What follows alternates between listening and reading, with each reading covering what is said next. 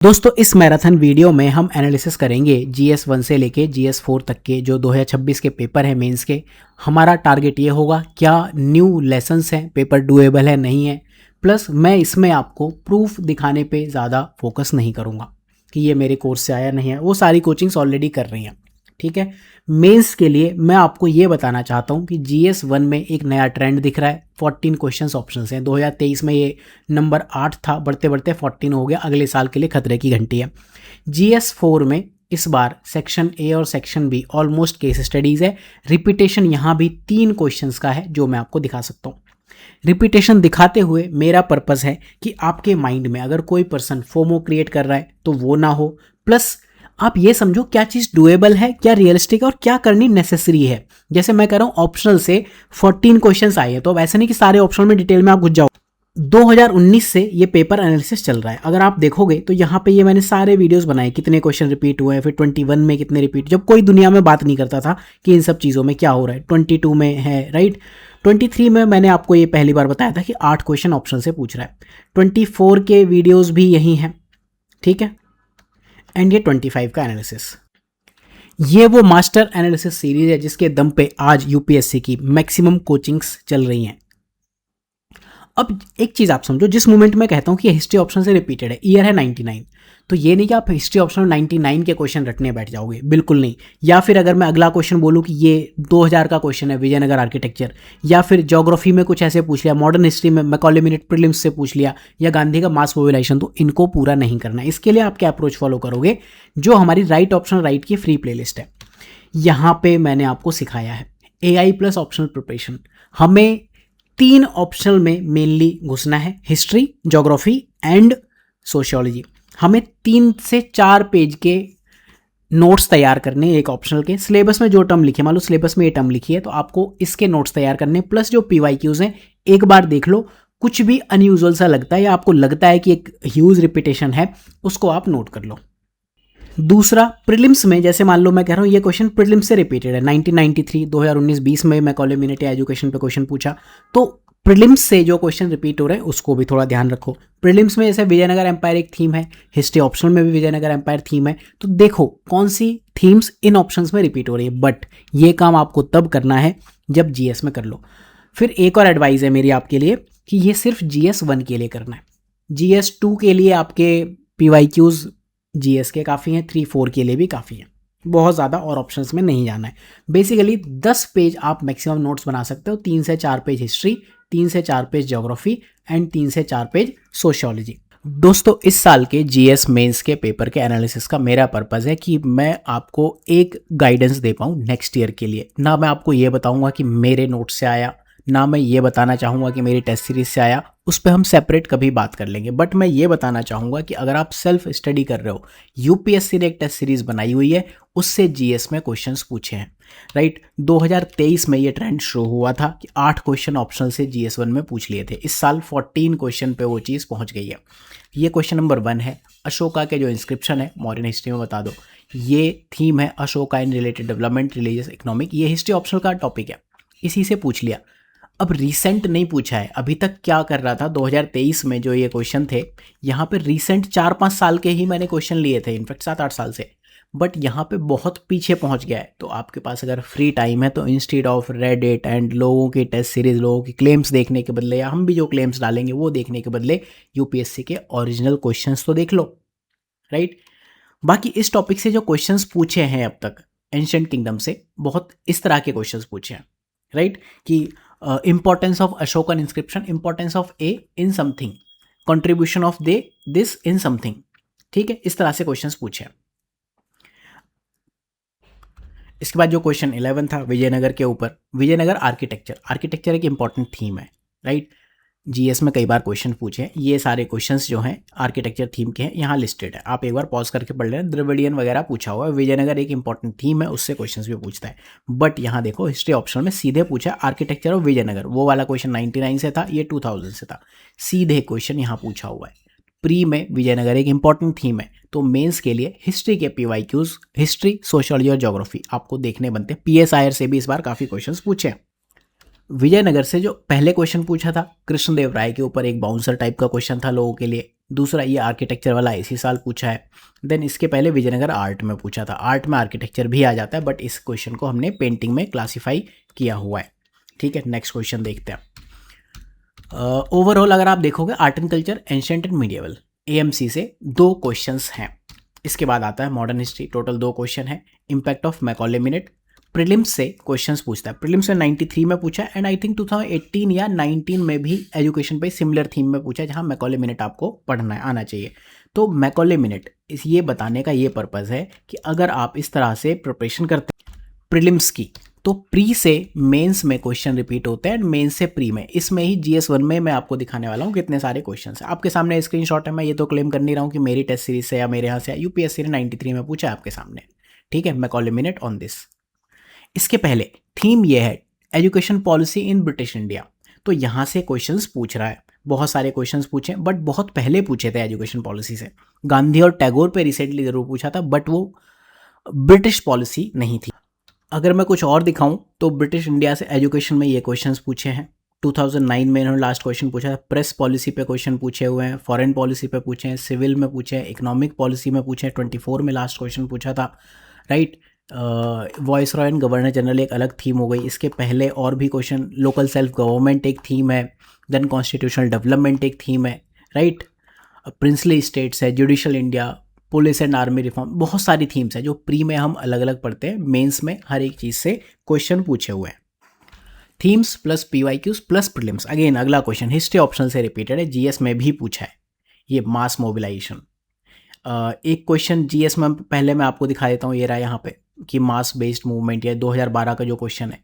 एक क्वेश्चन यहाँ पे पूछा है many voices nationalist movement during Gandhian phase, ये भी एक इंपॉर्टेंट क्वेश्चन है, सिमिलर सा क्वेश्चन है बट हिस्ट्री ऑप्शनल में थीम है नेशनलिज्म अंदर Gandhian leadership and thought and method of mass mobilisation. Theme है, सीधे ऑप्शनल की थीम उठा के पूछ ली एंड ये क्वेश्चन हाईलाइटेड है। ऑलमोस्ट अगर आप ये क्वेश्चन कर सकते हो तो ये भी आ सकते हैं। तो जब भी हमें ब्रेनस्टॉर्म करना है, टाइम है हमारे पास, मैं ये नहीं कहता इनके आप मॉडल आंसर रटो but at least unnecessary questions, artificial question से बेटर है कि जो रियल क्वेश्चंस हैं वो आप देख के करो, राइट। ठीक है, फिजिकल ज्योग्राफी 4 क्वेश्चन। ये जो है ट्रॉपिकल साइक्लोन, ज्योग्राफी ऑप्शनल में काफ़ी इंपॉर्टेंट थीम है। यहाँ पे cyclone, anti cyclone, thunderstorm and tornado में मैंने डाला है क्लाइमेटोलॉजी के अंडर। थोड़े से इस तरह के क्वेश्चंस इसमें पूछता आया है, स्पेशली जब साइक्लोन्स की बात कर रहा है। ट्विस्टर पूछा था 24 में। इस साल इन्होंने फुजीवारा इफेक्ट पूछा, हालांकि ये 3 साल से न्यूज़ में है। 3 साल में ऐसी कोई कोचिंग नहीं जहाँ पे कवर नहीं हुआ। फैलिन, तो यहाँ हिस्ट्री रही है कि साइक्लोन से क्वेश्चन इसी टाइप के पूछेंगे जो टर्म्स बेस्ड है। जब आप GS के लिए क्लाइमेटोलॉजी प्रिपेयर करोगे तो जो टॉपिक्स हैं ये सारे टॉपिक्स ऑप्शनल से लिए हुए हैं। हर एक टॉपिक में क्वेश्चन पूछे हैं। टेम्परेचर, प्रेशर, इस तरह से क्वेश्चन पूछे हैं। सर्कुलेशन, ये क्वेश्चन पूछे हैं 26 में, अभी हम यहाँ आएंगे। लू चिनूक, हालांकि ऑप्शनल से रिपीटेड है, राइट। देन ये 2010 का क्वेश्चन रहा ही है। देन स्टेबिलिटी, इनस्टेबिलिटी, अब इस टॉपिक से कभी कोई क्वेश्चन नहीं पूछा तो एक प्रैक्टिस क्वेश्चन मैंने डाल दिया ताकि आप एटलीस्ट देख पाओ कि क्वेश्चंस क्या है। हालांकि इस टॉपिक से रिलेटेड जो क्वेश्चन है इन्वर्जन में पूछ लेता है। Then rainfall pattern, winter rain, ये सारे जो टॉपिक्स हैं इनसे आपको क्लाइमेटोलॉजी ज़रूर प्रिपेयर करनी चाहिए। अगर आप प्रीलिम्स के नोट्स के साथ ये कर ले जाते हो, आई बिलीव कि दिस इज एनफ। तो इस तरह के क्वेश्चंस ऑल्दो करंट अफेयर्स में है बट आई बिलीव कि लोगों के लिए डिफिकल्ट ही रहे हैं। लोग ऐसे क्वेश्चंस में तंग ही होते हैं। मैं होता तो मेरा ऑप्शन होने के बाद भी शायद मैं ये क्वेश्चन छोड़ देता सीधे। Then tundra region, ecologically fragile. एक तो प्री में ये क्वेश्चन थीम बहुत पॉपुलर है, 2019 में लेटेस्ट पूछे, 3 से 4 बार टिंडरा के ऊपर ही पूछा और क्लाइमेट पे पूछता ही है ऑलरेडी, ठीक है।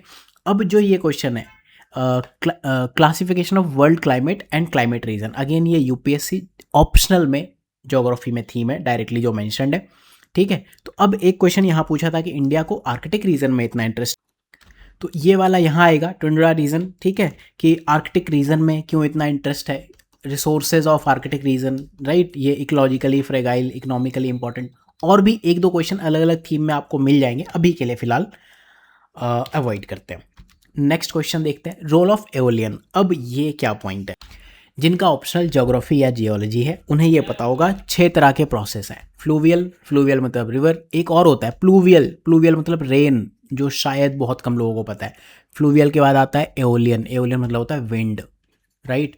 इसके बाद फिर मैरीन आ गया, कास्ट आ गया, ग्लेशियल आ गया, पेरीग्लेशियल आ गया, ऑप्शनल में तो ये सारे स्टैंडर्ड चीज़ हैं, एओलियन नाम से सविंदर सिंह बुक में चैप्टर है, बट मैं ये मान के चलता हूँ जीएस में डिफिकल्ट है, रोल ऑफ एओलियन प्रोसेस।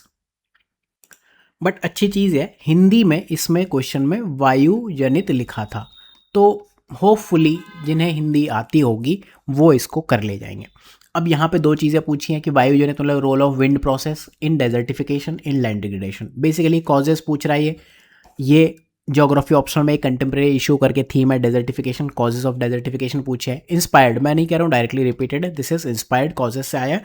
और एक ये थीम है सॉइल डिग्रेडेशन, अगेन यहाँ कॉजेज ऑफ लैंड डिग्रेडेशन, ठीक है। तो इस तरह के क्वेश्चन, और जीएस में ही पूछे प्रोसेस ऑफ लैंड डिग्रेडेशन, इसमें बाउंड्रीज नहीं है, और कॉजेज तो यहाँ भी पूछे हुए हैं, तो इसको मैं जीएस से रिपीटेड कहूँगा आपको, बट ऑप्शनल से ये क्वेश्चन पूछ रहा है, ठीक। ये वाला क्वेश्चन जैसे मैं कहता हूँ प्री से मेंस में, मेंस से प्री में, ये क्वेश्चन प्री में पूछा हुआ है, सीधे डिट्टो यही पूछ लिया था, ये आपको ध्यान रखना है, ठीक है। And in fact desert national park 2 बार पूछा था। अब ये सब विंड्स हम काफ़ी पढ़ते हैं, ऑप्शनल से मैं आपको दिखाया था, जीएस में मैंने अभी आपको दिखाया था। लोकल विंड्स एक टॉपिक है, यहाँ पे 3 एग्जाम्पल पूछे हैं विंड्स के, development of local winds and influence on local weather, ठीक है। क्वेश्चन क्या पूछे है, लू, चिनूक एंड फॉयन, ठीक। रीजन ऑफ प्रिवलेंस, ये एक स्टैटिक पेपर आपको दिख रहा है कि प्री के साथ में मेंस की तैयारी करनी है, तो यहाँ पे प्री में आपको ध्यान देना है। Reason of prevalence basically origin, कहाँ कहाँ है, movement, nature, climatic impact, influence, significance on weather and climate, ठीक है। ये सारे क्वेश्चंस पूछे। यहाँ इन्होंने सिरोको एंड मिस्ट्रल पूछ लिया था, बिलीव मी जिस साल यहाँ ज्योग्राफी में पूछ लिया था लोग परेशान हो गए थे। यहाँ लोगों को लू पता है, चिनूक फिर भी पता है, फॉयन लोग भूल जाते हैं, बट ठीक है। क्वेश्चन जीएस में जो पूछा था कि list the significant local storm in hot weather season, ठीक है। तो ये क्वेश्चन तो आपको।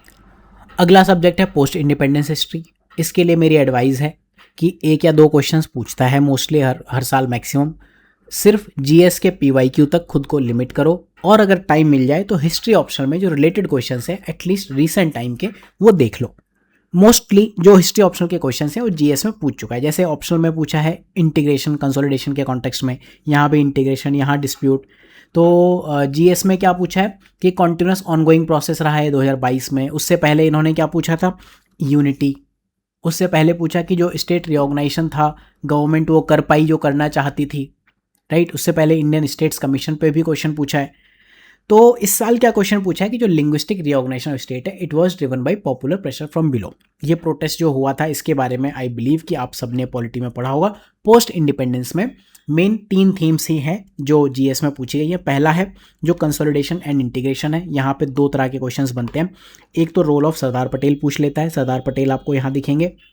दूसरा कि जो प्रिंसली स्टेट्स का इंटीग्रेशन है, प्रिंसली स्टेट्स का इंटीग्रेशन है यहाँ पर during early phase of independence, ठीक है। तो पोस्ट इंडिपेंडेंस में 2 ही थीम है कि पहले प्रिंसली स्टेट्स कैसे इंडिया में इंटीग्रेट हुए, बाद में उनको हमने लैंग्वेज के बेस पर कैसे वापस से डिसइंटीग्रेट कर दिया, तोड़ दिया, राइट। ले देखिए क्वेश्चंस यही है। अब क्वेश्चन तो यहाँ पे भी हिस्ट्री ऑप्शनल का डायरेक्टली रिपीटेड है, बट ऐसी चीज़ों के लिए जीएस पे लिमिट करो खुद को, इतना डेप्थ में जाने की नीड नहीं है, राइट। देन ये वाला क्वेश्चन वो है जो मैं कह रहा हूँ कि जब इंटीग्रेशन ऑफ प्रिंसली स्टेट्स हो गया उसके बाद हमने क्या गोल खिलाए हैं। इसके अलावा पोस्ट इंडिपेंडेंस से कुछ मिसलेनियस क्वेश्चंस आए हैं, तो ये हिस्ट्री ऑप्शनल या कहीं से भी करना आई बिलीव पॉसिबल नहीं है, राइट। जिस साल जो चीज़ न्यूज़ में रही हो वो आप देख सकते हो। जैसे भूदान 2013 में न्यूज़ में रहा था, 2013 में इन्होंने बहुत रैंडम क्वेश्चंस पूछे थे, 4 क्वेश्चन पूछ लिए थे, चारों बाउंसर, तो उस साल नहीं कट ऑफ में जोड़ेगा, और क्या है। नेक्स्ट टॉपिक आता है ह्यूमन ज्योग्राफी, 4 क्वेश्चंस पूछे हैं। अब इसमें क्या है, जो लोगों के लिए लीस्ट एक्सपेक्टेड पार्ट है वो रीजनल डेवलपमेंट एंड प्लानिंग, हालांकि 2025 में भी क्वेश्चन पूछा था इससे। तो एक तो ये जो क्वेश्चन है ये ज्योग्राफी ऑप्शनल से रिपीटेड है, एंड मैं मानता हूँ कि जिनके खुद के ज्योग्राफी ऑप्शनल भी है ना वो इतने पुराने क्वेश्चन में नहीं जा सकते 89 में।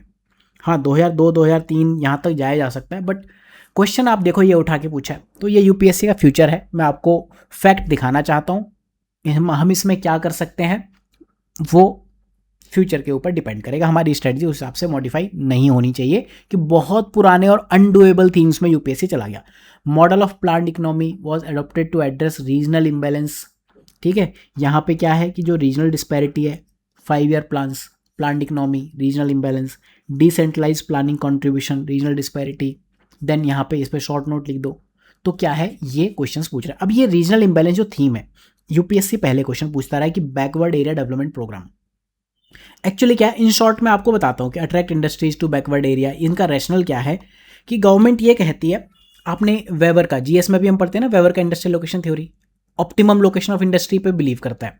लेकिन कभी आपने सोचा है बुंदेलखंड में क्यों इंडस्ट्री लग गई, वहाँ तो ऑप्टिमम लोकेशन नहीं है।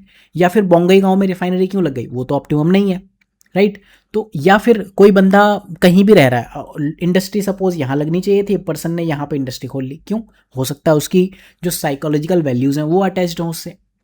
तो सब ऑप्टिमल लोकेशन थ्योरीज भी होती हैं, जिसमें ये आता है रीजनल डेवलपमेंट एंड प्लानिंग, जिसमें ये सब बैकवर्ड एरिया वगैरह की चीज़ें आती हैं। अगर मैं बताऊं यूपीएससी ने क्या पूछा, एक तो 2025 में क्वेश्चन पूछा है कि एआई एंड ड्रोन्स, जीआईएस और आरएस रिमोट सेंसिंग के साथ में लोकेशन एरियल प्लानिंग कैसे कर सकते हैं, ये रीजनल डिस्पैरिटी एंड प्लानिंग, ये ह्यूमन ज्योग्राफी का। 2024 में पूछा है रीजनल डिस्पैरिटी डाइवर्सिटी से कैसे डिफरेंट। अब क्योंकि इन्होंने 2024 में पूछा, 25 में पूछा, 26 में पूछ लिया, आपका कर्तव्य बनता है कि ज्योग्राफी ऑप्शनल में जाओ, इसके क्वेश्चंस देखो क्या क्वेश्चन पूछे। एंड यही क्वेश्चन फिर इन्होंने 26 में डायरेक्टली बहुत पुराना उठा के रिपीट किया। तो मेरी स्ट्रेटजी क्या होती है, अगर मैं आपकी जगह होता, प्रिपरेशन कर रहा होता, मैचिंग थीम देखता है, जिससे रिसेंटली यूपीएससी जीएस में क्वेश्चंस पूछ रहा है, उससे रिलेटेड ऑप्शनल में जाके उसके क्वेश्चंस देख लेता कि और क्या इसके माइंड में है। ठीक है, तो ये क्वेश्चंस पूछ रहा है, रीजनल डेवलपमेंट स्ट्रेटजी के नाम पे ये पूछा हुआ है। देन कमांड एरिया डेवलपमेंट भी रीजनल डेवलपमेंट में ही आता है। अर्बन प्लेसेस के ऊपर जो क्वेश्चंस हैं ये भी रीजनल डेवलपमेंट में आता है। जैसे इन्होंने अर्बन एरियाज को कैसे डिफाइन करते हैं, अर्बन स्प्रॉल, ये क्वेश्चन ज्योग्राफी ऑप्शनल की कोर थीम है, ऑप्शनल में लोगों को नहीं समझ में आता, यहाँ पूछ लिया। सैटेलाइट टाउन पे 1990 में क्वेश्चन पूछा है, ग्रोथ सेंटर पे क्वेश्चन पूछा है, आप समझ रहे हो, ये कोर थीम्स हैं ज्योग्राफी ऑप्शनल की। ग्रोथ सेंटर पे क्वेश्चन पूछा है 2002 में, तो अब ये जीएस में पूछ ले। इसलिए रीजनल डेवलपमेंट एंड प्लानिंग के लिए मैं कहूँगा एक बार ज्योग्राफी ऑप्शनल में जाके जीएस से मैचिंग थीम्स के क्वेश्चंस ज़रूर देख लो, एडवाइजेबल है। सेम चीज़ आपको ट्रेड एंड ट्रांसपोर्ट ज्योग्राफी में करनी है। ज्योग्राफी ऑप्शनल में एक टॉपिक है pattern of world trade transport geography के अंदर, वहाँ रिसेंटली 2022 में एक क्वेश्चन पूछा शिफ्टिंग ग्लोबल ट्रेड पैटर्न। यहाँ भी ये पूछ रहा है कि the centre of global trade is gradually shifting from this region to this, यही क्वेश्चन है। इससे पहले 2022 में ही पूछा है कि significance of strait and isthmus, जो रिसेंट वॉर है इसराइल यूएसए ईरान, यहाँ पे मेन कंसर्न इसका आता है। प्रीलिम्स में भी ऐसा एक क्वेश्चन पूछा था इस साल, तो ये थीम अगेन इंपॉर्टेंट हो जाती है। And shifting global trade pattern, ये ट्रंप के बयानों में आपको दिखती होगी, राइट। तो इसलिए ये टॉपिक ट्रांसपोर्ट ज्योग्राफी भी एक बार जाके देख लो। सिमिलरली ये क्वेश्चन 2020 में पूछा था कि quad is transforming into a trade block from military alliance. ठीक है, क्वाड पे आ गई बात, तो क्वेश्चन क्या है, इंडो पैसिफिक पे, अटलांटिक रीजन से इंडो पैसिफिक पे ये शिफ्ट हो रहा है, राइट। क्वाड कहाँ का प्रोग्राम है, कौन सी 4 कंट्रीज इन्वॉल्व है, क्या यही कंट्रीज इन्वॉल्व नहीं है इंडो पैसिफिक वाली? बस, तो ये क्वेश्चन है। टॉपिक है जियोपॉलिटिक्स एंड मैंने जो इसको रीअरेंज किया हुआ है पॉलिटिकल ज्योग्राफी के अंदर। देन अगेन ये क्वेश्चन कि major drivers of human induced land use change in India. ठीक है, लैंड यूज चेंज पे, लैंड यूज पैटर्न पे पिछले 7-8 सालों से मैं कह रहा हूँ कि ये जीएस के लिए एक इंपॉर्टेंट थीम है, राइट। तो इस बार इन्होंने पूछ लिया, इससे पहले 91 में पूछा था बस, आइडेंटिफाइंग और मैपिंग लैंड रिसोर्सेज में जीएस में। अब ऑप्शनल में एक थीम है land resource and land use planning, syllabus में लिखा है कंटेम्प्रेरी इश्यूज़, वहाँ पे जाके जो कंटेम्प्रेरी इश्यूज़ हैं एक बार जाके पढ़ लेना। यहाँ पे आप देखो कि पैटर्न ऑफ लैंड यूज से रिलेटेड ये क्या है, major drivers of human land use changes और उनके कॉन्सिक्वेंसेस। यहाँ पे क्या है, sequential changes in land use pattern, किस तरह से इन्होंने इम्बैलेंस लाया है। ठीक, कॉन्सिक्वेंसेस, ये क्वेश्चन कॉन्सिक्वेंस के ऊपर है। Changes, how changes at examine how promote eco development. Then urban land use policy के ऊपर पूछा है प्रॉब्लम ऑफ लैंड यूज। तो changing land use pattern LUP, ये एक इंपॉर्टेंट थीम है, आने वाले सालों में काफ़ी ज़्यादा इंपॉर्टेंट हो जाएगी जीएस के लिए भी, इसलिए आपको ध्यान देना, अदरवाइज मुझे स्क्रीनशॉट डालने का कोई शौक नहीं था। देन नेक्स्ट क्वेश्चन GS 3 का है ये, बट मैंने यहीं पे इसको ग्रुप कर दिया रिसोर्स ज्योग्राफी के अंदर, कि इंडिया एनर्जी सिक्योरिटी के ऊपर पूछा है चैलेंजेस क्या हैं एंड मेजर्स क्या है, जो कि इकोनॉमिक ग्रोथ और सस्टेनेबिलिटी ले आए। तो एक तो ऐसा ही कोई क्वेश्चन यहाँ पूछा है सस्टेनेबिलिटी वगैरह को लेके, ठीक है, सस्टेनेबिलिटी एसडीजी को लेके ये पूछा है, मॉडर्न एनर्जी। दूसरा, एनर्जी सिक्योरिटी को लेकर एनर्जी इंडिपेंडेंस पे क्वेश्चन 2025 में ही पूछा है। इससे पहले ये क्वेश्चन 2005 में पूछा था। देन इससे पहले भी पूछा होगा, यहाँ भी पूछा है अप्रोप्रिएट एनर्जी पॉलिसी 1980 में। तो ये आई बिलीव कि एक इंपॉर्टेंट थीम है, सब लोग करके जाते हैं। ठीक है, PYQs कर लो, हो जाएगा। टॉपिक है एनर्जी क्राइसिस और एनर्जी सिक्योरिटी, दो अलग अलग थीम है। क्राइसिस कहाँ है, तो एक मैप है यहाँ पे। इसमें जो मैप बनता है एनर्जी क्राइसिस में, वर्ल्ड में बनता है एक एनर्जी सरप्लस नेशंस एंड एक energy deficient, energy importing and energy exporting Nations. Net पे सर्च करना, गूगल पे मिल जाएगा, वो मैप अपने लिए बना लो, काम चल जाएगा। देन एग्रीकल्चर, यहाँ मेरी दो एडवाइस हैं। प्रीलिम्स में जो पूछ रहा है उस पर क्लोज आइज रखो। दूसरा, जो PYQs में पूछा हुआ एनफ है, उससे क्वेश्चंस रिपीट हो जाएंगे, या तो बाउंसर आ जाएगा, वो किसी से नहीं होगा। ठीक है, जैसे ये वाला question, climate smart agriculture, pre में 2021 में पूछा था। तो क्लाइमेट स्मार्ट एग्रीकल्चर आज के टाइम में सबको आता है, ऐसा कोई यूपीएससी का सीरियस एस्पिरेंट नहीं है जिसको ये नहीं आता। अगर कोई कोचिंग ये क्लेम करती, चाहे वो हम ही क्यों ना हो, ये तो हमारे नोट से आ गया, तो फिर कहीं ना कहीं गलत काम कर रहे हैं। तो this is inspired from prelims. अब मैं आपको एक चीज़ दिखाना चाहूँगा यहाँ पे। इन्होंने कहा कि role of satellite based technology in achieving climate smart agriculture and food security. ठीक है, क्वेश्चन है role of something in food security. अगला क्वेश्चन भी ऐसे ही है कि technology missions role in food security. ठीक है, पिछले वाले में जो और रिलेटेड क्वेश्चंस हैं, जैसे सैटेलाइट बेस्ड टेक्नोलॉजी है, ठीक है, फूड सिक्योरिटी में कैसे रोल प्ले करती है। इसके पहले इन्होंने 2021 में पूछा था emerging technology, basically satellite based technology emerging ही है। अपॉर्चुनिटी फॉर क्रॉप डाइवर्सिफिकेशन कैसे देती है, ठीक है, ये फूड सिक्योरिटी हो जाएगी। या क्लाइमेट स्मार्ट एग्रीकल्चर, ये क्रॉप डाइवर्सिफिकेशन का ही एक पार्ट है। देन एक क्वेश्चन, ई टेक्नोलॉजी फार्मर को कैसे हेल्प करती है मार्केटिंग और एग्रीकल्चर प्रोड्यूस में। इसके बाद जो अगला टॉपिक है वो टेक्नोलॉजी मिशन का है, GS3 में पूछा है। टेक्नोलॉजी मिशन से रिलेटेड एक क्वेश्चन आपको 1999 का दिखेगा, role of modern technology input on agricultural development. And then यहाँ भी फूड सिक्योरिटी के कॉन्टेक्स्ट में पूछा था, एंड यहाँ भी रोल इन फूड सिक्योरिटी। अब मैं आपको फूड सिक्योरिटी के क्वेश्चंस दिखाता हूँ। टेक्नोलॉजी मिशन से आपने देख लिया क्या क्वेश्चन है, एंड यहाँ पे e technology in aid of farmers. एक तो यही टॉपिक हो गया फूड सिक्योरिटी को लेके। अब मैं और आपको दिखाता हूँ क्वेश्चंस क्या है फूड सिक्योरिटी में, राइट। आप देखो, फूड सिक्योरिटी में समथिंग का रोल, इस चीज़ पे बहुत क्वेश्चन पूछे हैं। Ground water potential Gangetic valley का डिक्लाइन कर रहा है, इससे फूड सिक्योरिटी कैसे अफेक्ट होगी। Basically role of this on food security, consequence of climate change on food security. ठीक है, देन ये तो बिल पे पूछा है। देन यहाँ पे क्या है, वेरियस टाइप रिवॉल्यूशन पूछे हैं, एंड रिवॉल्यूशन ने कैसे फूड सिक्योरिटी पे अपना इम्पैक्ट डाला है। देन स्मॉल होल्डर फार्म्स ज़रूरी हैं ताकि नेशनल फूड सिक्योरिटी लेके आ पाएँ। अन्नपूर्णा मिशन फूड सिक्योरिटी की कुछ किया, modern technological input agricultural development में, ये फूड सिक्योरिटी में कैसे हेल्पफुल होंगे, राइट। देन और देखो फूड सिक्योरिटी पे क्वेश्चंस कैसे है। तो ये थीम क्या है, फूड सिक्योरिटी के डिफरेंट डायमेंशंस पूछ रहे हैं। टेक्नोलॉजी मिशन वाला हमने ये क्वेश्चन देख ही लिया है, ये क्वेश्चन मैंने दोनों जगह डाला था, सेम ही है। देन एग्रीकल्चर रिवॉल्यूशन, ये भी दोनों जगह डाला था। फूड सिक्योरिटी में हाँ, ये वाले क्वेश्चंस देखो, WTO को लेकर सब्सिडी से रिलेटेड क्वेश्चंस, फूड सिक्योरिटी, ये डिबेट में रहते हैं, ये क्वेश्चंस भी इंपॉर्टेंट है। देन इसके बाद और भी एक दो क्वेश्चन हो सकते हैं, सैटेलाइट बेस्ड टेक्नोलॉजी, राइट। तो कहानी ये है, एग्रीकल्चर होती क्यों है, खाने के लिए। तो हर चीज़ का रोल पढ़ लो फूड एंड न्यूट्रिशनल सिक्योरिटी के लिए। फूड सिक्योरिटी एक अलग चीज़ है, न्यूट्रिशनल सिक्योरिटी अलग चीज़ है। जैसे मेल न्यूट्रिशन के ऊपर इस साल क्वेश्चन पूछा है, आई बिलीव कि आपको समझ आ गया होगा ये दोनों टॉपिक। देन इसके बाद सिलेबस की थीम है सीधे कि storage, transport and marketing of agriculture produce and issues. ठीक है, इन्होंने पूछा कि factors responsible for inefficiency of agri produce marketing, e commerce help कैसे करते हैं। तो इनएफिशिएंसी को लेके बॉटलनेक, कंस्ट्रेंट, ये सारे क्वेश्चंस यही पूछे हैं। ठीक, सॉल्यूशंस वगैरह भी आप बता दोगे। जैसे ई कॉमर्स क्या है, desirability of removing all controls, e commerce का एक पार्ट हो गया। ठीक, तो इस तरह से क्वेश्चंस एग्रीकल्चर में किए सकते हैं, PYQs और प्रीलिम्स को साथ में। एक और क्वेश्चन पूछा है, India food transform from food scarcity to food surplus nation कैसे हुआ है, और गवर्नमेंट पॉलिसी जो है इंडियन एग्रीकल्चर के डाइवर्सिफिकेशन के लिए क्या रही है। तो एक तो ये क्वेश्चन है जो 2023 में पूछा है कि from being net importer of food India net exporter बन गया। सिमिलर क्वेश्चन है पार्ट 1। और दूसरा गवर्नमेंट पॉलिसी के ऊपर भरे पड़े हैं मेंस में क्वेश्चन, मुझे दिखाने की नीड नहीं है। आगे बढ़ते हैं नेक्स्ट सब्जेक्ट पर, society and social justice, basically sociology. यहाँ GS1 और GS2 दोनों से मिला के 9 क्वेश्चंस पूछे, हम साथ में पढ़ते हैं दोनों को सिनॉप्सिस साइज में एटलीस्ट। मैं अभी आपको यही रिकमेंड करता हूँ। यहाँ पे मैं ऑप्शनल से थोड़ा स्क्रीनशॉट देने कम करूँगा, बाद में किसी लेक्चर में देख लेंगे, अदरवाइज आप थोड़ा परेशान होने शुरू हो जाओगे।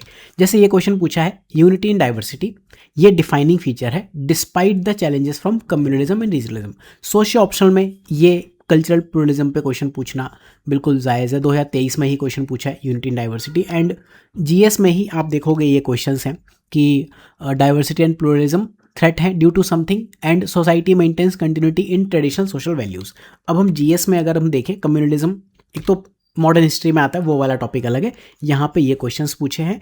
एंड रीजनलिज्म, जैसे आप ये देखो ये क्वेश्चंस हैं, इसमें कोई ना कोई आपको दिख जाएगा। फॉर एग्जांपल ये रहा नेशनल इंटीग्रेशन, ठीक है।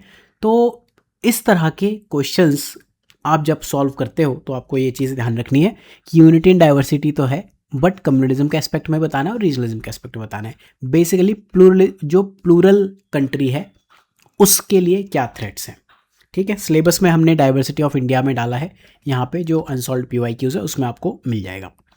Next question, digital technology promotes social empowerment. तो डायरेक्टली सोशल एम्पावरमेंट पे जो इस कीवर्ड को लेके क्वेश्चन पूछा है वो पहली बार पूछा है। इसके पहले वुमेन एम्पावरमेंट पे एक क्वेश्चन पूछा हुआ, आई थिंक गिग कम्युनिटी पूछा था, वुमेन एम्पावरमेंट पूछा है, रोल ऑफ गिग कम्युनिटी। तो बेसिकली ये डिजिटल ही हो गया। गिग कम्युनिटी कहाँ से आए थे, जो स्विगी जोमेटो यहाँ पे गिग वर्कर्स हैं, एम्पावरमेंट ऑफ वुमेन, तो उस टाइप का क्वेश्चन है। और ये क्वेश्चन आना मतलब लाजमी ही आएगा। जो ये अनसॉल्व्ड PDF है उसमें आप देखना वेलफेयर स्कीम्स, वहाँ पे इसके बहुत सारे क्वेश्चन सोशल एम्पावरमेंट के अलग अलग हेडिंग्स में दिख जाएंगे। जैसे ट्राइबल्स के लिए अलग है, जैसे अभी ट्राइबल का एक क्वेश्चन आएगा वहाँ हम देख लेंगे, right. Then next question, caste disappearing in urban India. Sociology में तो आएगा ही कि caste is weaker and stronger at the same time, caste system changing, weakening और डिसइंटीग्रेटिंग। आप ये क्वेश्चंस भी देखो ना तो यहाँ भी ये पहले भी पूछता रहा है, राइट। इनफैक्ट ये 2024 में पूछा है ना, factor responsible for continuance of caste 2023 में यहाँ GS में पूछा, caste lost its relevance urban India में पूछा। ये GS के क्वेश्चंस हैं, ये ऑप्शनल है सोशियोलॉजी, तो इसलिए देख लो अगर टाइम मिले थोड़ा बहुत। GS में भी अच्छा खासा रिपीटेशन होता है, सिनॉप्सिस पे तो हम गाते ही रहते हैं। Caste is assuming new identity and associational forms, right, लेकिन कास्ट सिस्टम इरेडिकेट नहीं हो सकता। अगर आपने ये क्वेश्चंस किए हुए हैं, मान के चलो अगर आप ये क्वेश्चन करके गए हो तो डेफिनेटली ये तो कर ही लोगे, ठीक। नेक्स्ट अगर हम देखें क्वेश्चन कि चैलेंजेस ऑफ डेमोग्राफिक ट्रांजिशन, पहले GS के क्वेश्चंस देखते हैं। डेमोग्राफिक विंटर, ये भी चैलेंज ऑफ डेमोग्राफिक ट्रांजिशन है। इससे पहले डेमोग्राफिक ट्रांजिशन बेसिकली 4 स्टेज में है, जो 4 स्टेज में होता है, ये GS में भी पूछा हुआ है। अब ये डेमोग्राफिक ट्रांजिशन थ्योरी जो क्लियरली सिलेबस में है वो ज्योग्राफी ऑप्शनल में है। चैलेंजेस ऑफ डेमोग्राफिक ट्रांजिशन और जो पॉपुलेशन के जो चैलेंजेस हैं वो सेम है। तो ज्योग्राफी ऑप्शनल में तो ये क्वेश्चंस पूछना बनता ही है कि डेमोग्राफिक ट्रांजिशन ने डेमोग्राफिक डिवाइड बना दिए, या डेमोग्राफिक ट्रांजिशन यूनिफॉर्म नहीं है, demographic transition in India reflection of uneven economic development. तो एटलीस्ट जिन थीम से UPSC में क्वेश्चंस पूछे हैं, जो मैंने आपको ये अनसॉल्व्ड PYQ का PDF दिया है, ये एटलीस्ट ये टॉपिक्स रेलेवेंट ऑप्शनल में देख लो। जैसे वुमेन एम्पावरमेंट का देख लो क्या जाता है कि सोशियो में क्या क्वेश्चंस पूछे, जस्ट बैठ के 5 मिनट उनके लिए थिंकिंग के लिए दे दो। एक जो फोमो क्रिएट होता है ना कि ये मेरी कोचिंग से आ गया, ये मेरी कोचिंग से, वो आपका चला जाएगा। क्लियरली वो फोमो इसी वे में जा सकता है जब आप UPSC के पास जाते हो। अगला क्वेश्चन क्या है, evaluate the impact of globalisation on Indian youth. Sociology में फिलहाल के लिए छोड़ देते हैं, ये ठीक है, सिमिलर सा टॉपिक है। हम देखते हैं ग्लोबलाइजेशन GS में कैसे पूछा है। ग्लोबलाइजेशन एक तो कंज्यूमर कल्चर लास्ट ईयर ही पूछा था एक डिफरेंट थीम में। ग्लोबलाइजेशन में आप एक चीज़ ऑब्जर्व करोगे कि डिफरेंट थीम्स पूछ रहे हैं। जैसे पहले एज्ड पॉपुलेशन पे पूछा, फिर वुमेन पे पूछा, फिर अर्बन माइग्रेंट पे पूछा, फिर ग्लोबलाइजेशन टेक्नोलॉजी के कॉन्टेक्स्ट में पूछ लिया, यहाँ पे पॉवर्टी पे पूछ लिया।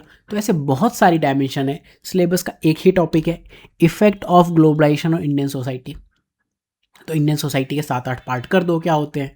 मान लो कल की डेट में क्वेश्चन पूछ ले कि effect of globalisation on online shopping culture of young women, ये भी पूछ सकता है, कुछ भी पूछ सकता है। तो आपको थोड़ा सा बैठ के सोचना है कि कैसे क्वेश्चंस रिपीट हो रहे हैं। देन ये क्वेश्चन वुमेन, ये पहला वाला जो है ये क्वेश्चन नहीं है, क्वेश्चन यहाँ से स्टार्ट होता है, discuss the evolution of women reservation from local body to parliament. Local body का क्वेश्चन 2019 में पूछा है, reservation of seat of women में, एंड पार्लियामेंट में 1997 में पूछा है। PSIR का बहुत पॉपुलर क्वेश्चन है ये, वहाँ पे पूछा हुआ है, ठीक है। नेक्स्ट अगर हम देखें तो यहाँ पे इंडिया की tribal development policy reflect the aspiration of socially grounded and equity based government. Basically क्या है, इंडिया की ट्राइबल डेवलपमेंट, अगेन वही टॉपिक जो मैंने बोला था ना, सोशल इंपावरमेंट टॉपिक है, उसी की एक सब थीम है। तो ट्राइबल डेवलपमेंट पॉलिसी के ऊपर पूछ रहा है कि ये इक्विटी बेस्ड गवर्नमेंट कर रहा है, सोशली ग्राउंडेड, बेसिकली अच्छे गवर्नेंस की बात कर रहा है।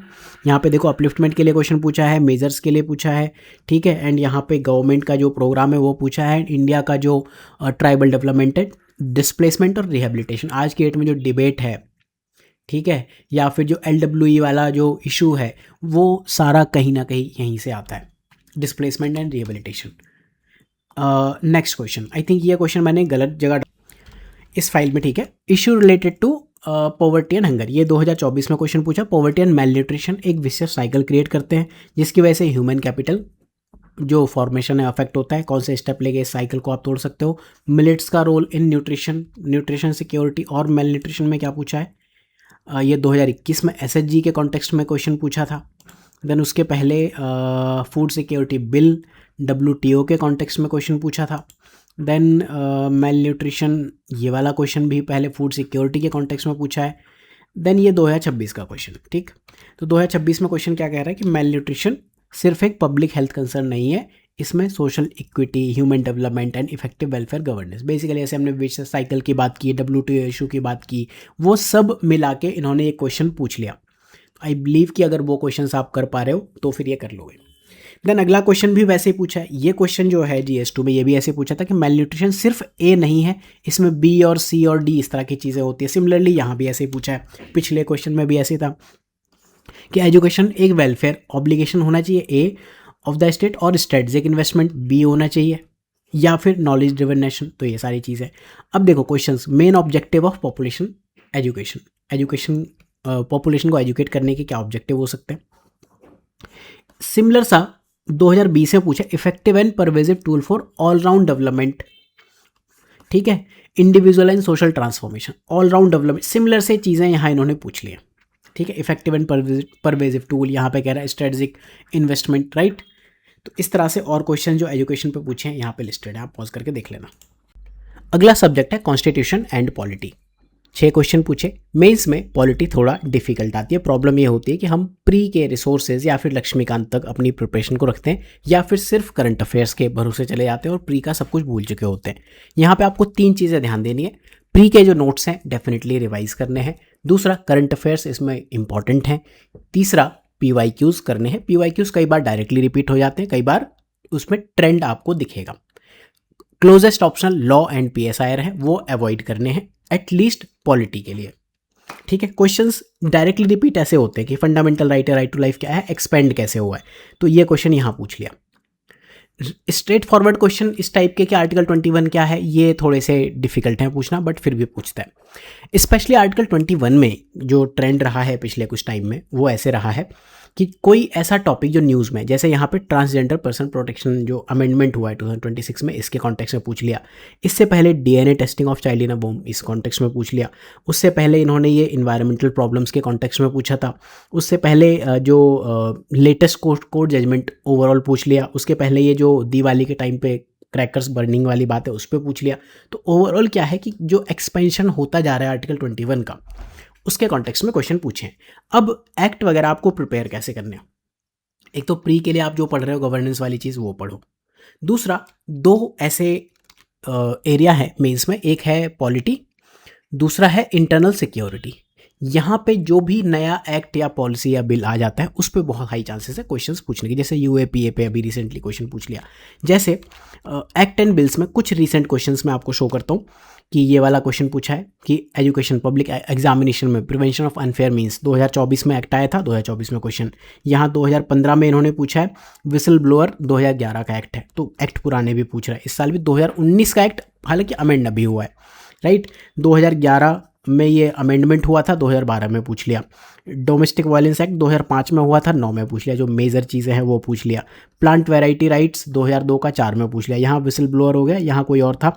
आर्बिट्रेशन एंड कंसिलेशन ये 2015 में पूछा है, उस साल ये न्यूज़ में था, अमेंडमेंट हुआ था। इस वे में आप और क्वेश्चन देख सकते हो। सेम वे में आप देखोगे कि जो क्वेश्चंस हैं आपको सब्जेक्ट है इंटरनल सिक्योरिटी, वहाँ भी दिखेंगे। ठीक है, नेक्स्ट क्वेश्चन देखते हैं। स्पीकर ऑफ लोकसभा, इसका रोल देखो, दो लोगों के रोल पे बहुत बात होती है। एक लोकसभा के स्पीकर पे, उस पर इस बार क्वेश्चन पूछ लिया, और रोल ऑफ गवर्नर, उस पर क्वेश्चन पूछ लिया। स्पीकर ऑफ लोकसभा स्पेशली जो आपने देखा होगा, मोटा भाई जाते हैं अपना सूटकेस लेके और लोग खरीद लाते हैं कि चलो हमारे यहाँ, तो एंटी डिफेक्शन आपको रिसेंटली बहुत ज़्यादा दिख रहा है।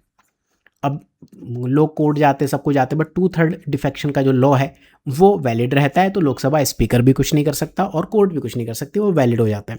कई बड़ी पार्टीज के केस में हमने ये देखा है। तो यहाँ पे क्वेश्चन आता है लोकसभा स्पीकर का क्या रोल है, राइट। तो यहाँ पे role of presiding officers, impartiality, objectivity, powers and responsibility of speaker of Lok Sabha, powers and function of speaker, right, ये क्वेश्चंस पूछे हैं। दूसरा इसमें जो क्वेश्चन पूछा था, कौन से इंस्टीट्यूशनल चेंजेस रिक्वायर्ड है जो न्यूट्रलिटी के लिए, बेसिकली न्यूट्रलिटी, इम्पार्शियलिटी, ऑब्जेक्टिविटी, ये सारी चीज़ें। तो ये एक थीम है जो हमेशा न्यूज़ में रहती है। एंटी डिफेक्शन के क्वेश्चंस, एंटी डिफेक्शन टॉपिक में मैंने लिस्ट कर दिए हैं, राइट, आप यहाँ पे देख लेना एक बार। ठीक है, नेक्स्ट क्वेश्चन जो है गवर्नर के रोल के बारे में, ये भी एक काफ़ी इंपॉर्टेंट टॉपिक है। रोल ऑफ गवर्नर क्या होनी चाहिए, position of governor in federal polity of India, governor पे काफ़ी क्वेश्चंस पूछता है, राइट, ये पूछा है। दूसरा क्या है, nature of powers while giving assent to bill pass by state legislature, उस टाइम पे क्या वो advice of council of minister से बाउंड होता है कि नहीं। ठीक है, तो पोजीशन के लिए रोल एंड फंक्शन है, राइट, ये क्वेश्चन पूछा हुआ है। देन यहाँ भी पूछा है, governor is constitutional head president की तरह, लेकिन फॉर्मर लेटर से ज़्यादा पावर इंजॉय करता है, ये एक क्वेश्चन पूछा हुआ है। ठीक है, देन एक ये क्वेश्चन आता है कि जो बिल को अपनी सहमति देने वाली बात है, वहाँ पे क्वेश्चंस पूछे हुए हैं। एक तो रिप्रमलगेशन ऑफ ऑर्डिनेंस पे पूछा था, ये बिल पे जो अपनी एसेंट देने वाला क्वेश्चन है। देन यहाँ भी सेम क्वेश्चन है, तो ये वाले दो पार्ट यहाँ रिपीट हो गए। तीसरा, क्या वो बाउंड है एड एंड एडवाइस से, तो गवर्नर के पास दो चीज़ें होती है, डिस्क्रिशनरी पावर भी होती है और नॉर्मल उसे उनकी जो एडवाइस है माननी तो होती है। तो सारे एस्पेक्ट पे क्वेश्चंस पूछ लिया। ठीक है, तो होपफुली ये क्वेश्चंस लोग कर सकते हैं, आंसर राइटिंग की रिक्वायरमेंट है, अदरवाइज ये नहीं होगा। अगला क्वेश्चन, जुडिशियल लेजिस्लेशन, इसको आप जुडिशियल रिव्यू एक्टिविज्म के साथ देख सकते हो। जुडिशियल एक्टिविज्म पे पहले क्वेश्चन पूछा है। देखो, सबसे पहले आता है जुडिशियल रिव्यू, रिव्यू के बाद आता है एक्टिविज्म, उसके बाद लेजिस्लेशन, जहाँ जज साहब खुद ही कानून बना देते हैं। जैसे 2023 या 24 में जो था सेम सेक्स मैरिज के ऊपर लॉ बनाया। इससे पहले जो हम SHG, नॉट SHG, SHW जो एक्ट पढ़ते हैं, वो भी जुडिशियल लेजिस्लेशन से आया। टेक्निकली ये जो टॉपिक है सेपरेशन ऑफ पावर में आता है। जो लेजिस्लेट करने का रोल है वो तो लेजिस्लेचर का है, पार्लियामेंट में होती है सारी चीज़ें, तो जुडिशरी का रोल नहीं है। तो ये क्वेश्चन 2020 में पूछा था कि जुडिशियल लेजिस्लेशन ये doctrine of separation of power के अगेंस्ट जाता है। इस कॉन्टेक्स्ट में PIL का इसकी बात की है, वो क्वेश्चन पूछे हैं, और सेपरेशन ऑफ पावर के क्वेश्चंस ये हैं, राइट। अब यहाँ जो क्वेश्चन पूछा है, यहाँ भी जो लिविंग विल और पैसिव यूथनेशिया लास्ट ईयर या अभी कुछ टाइम पहले न्यूज़ में था, उसके बेस पे इन्होंने सीधे क्वेश्चन पूछ लिया। देन ये जुडिशियल एक्टिविज्म का थोड़ा और स्ट्रॉन्ग एक तरीका है जुडिशियल लेजिस्लेशन, उस पर क्वेश्चन पूछा है।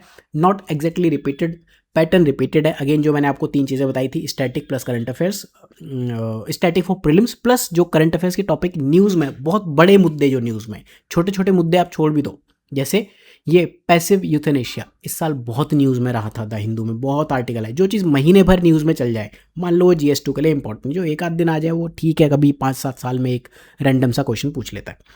अगला क्वेश्चन फेडरलिज्म पे पूछा है। इंडिया का जो फेडरलिज्म है एसिमेट्रिक है, उसका रोल बता दो, और measures to make dispute resolution. तो मेजर्स डिस्प्यूट रिजोल्यूशन के लिए तो ये है यहाँ पे, suggest measures to build trust, ये वाला है।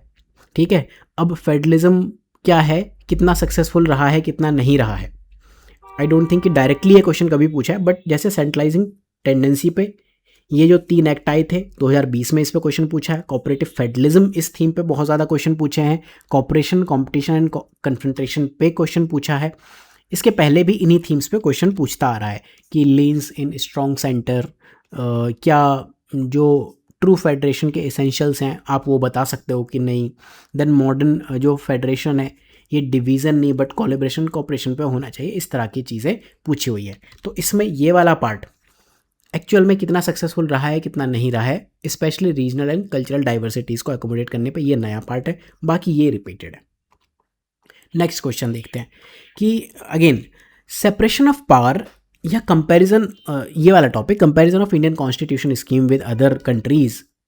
बहुत सारी कंट्रीज हो सकते हैं, लेकिन अगर आप देखो क्वेश्चंस इनवेरिएबली यूएसए पे पूछे हुए, यहाँ भी यूएसए, यहाँ भी यूएसए, यहाँ भी यूएसए, यहाँ भी यूएसए। 2018 से इन्होंने पूछना शुरू किया है इस टॉपिक में।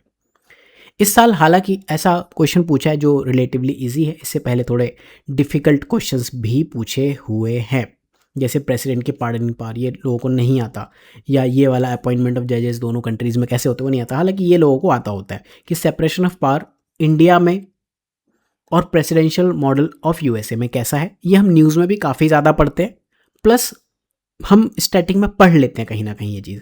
दूसरा, इंडियन प्राइम मिनिस्टर की एक्चुअल अथॉरिटी और जो यूएसए का प्रेसिडेंट है उसकी एक्चुअल अथॉरिटी क्या आप कंपेयर कर सकते हो। तो ऑल द डिफिकल्ट क्वेश्चन है, बट इन सब क्वेश्चन से इजी है। अगर ये सब क्वेश्चंस आपने कभी भी किए हैं तो फिर 2026 का क्वेश्चन डुएबल है। नेक्स्ट सब्जेक्ट है गवर्नेंस, यहाँ से पूछे हैं 6 क्वेश्चन। क्लोजेस्ट ऑप्शनल है पब्लिक एडमिनिस्ट्रेशन। मेरी एडवाइस है अगले 5 साल तक पब्लिक एडमिनिस्ट्रेशन ऑप्शनल देखने की नीड नहीं है। जीएस से ही इस सब्जेक्ट के लिए अच्छा खासा रिपीटेशन है। मेनली नीड कहाँ पड़ती है, जहाँ स्टैटिक क्वेश्चन ज़्यादा पूछता है, basically history, sociology and geography. PSIR भी अभी आपको नहीं देखना, जीएस में एनफ टाइप के क्वेश्चंस पूछे हुए हैं। क्वेश्चन पूछा है जीएस 1 का क्वेश्चन नंबर 9। हम सब्जेक्ट वाइज देख रहे हैं, पेपर वाइज नहीं देख रहे। What do understand by disability, इससे पहले इन्होंने पहले पूछा था टाइप ऑफ डिसेबिलिटी क्या है। यहाँ इंक्लूजन पूछा है, इंक्लूसिव पॉलिसी फ्रेमवर्क के कॉन्टेक्स्ट में पूछा है। यहाँ भी इंक्लूजन के ऊपर पूछा है, यहाँ एक्ट के ऊपर पूछा, यहाँ एक्ट के ऊपर पूछा, यहाँ प्रोग्राम के ऊपर पूछा, यहाँ problems related to rehabilitation. Basically अगर आप देखोगे तो जो डिसेबिलिटी से रिलेटेड क्वेश्चन है, या तो इन्होंने डेफिनेशन टाइप पूछा है या फिर सीधे पॉलिसी पे ही, पॉलिसी एंगल पे क्वेश्चन पूछ रहे हैं। सिलेबस में ये लाइन लिखी हुई है, पॉज करके देख लेना। सिनॉप्सिस की जो अनसॉल्व पीवाईक्यू है इस सब हेडिंग में मिल जाएंगे जो टॉपिक में लिखा है। अगला क्वेश्चन, राइट टू वोट।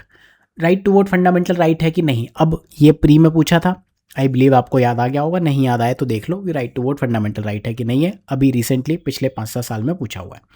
अब जब भी कोई मेजर इलेक्टोरल रिफॉर्म्स होता है यूपीएससी क्वेश्चन पूछ लेता है। इस टाइम पे क्या चल रहा है, एसआईआर।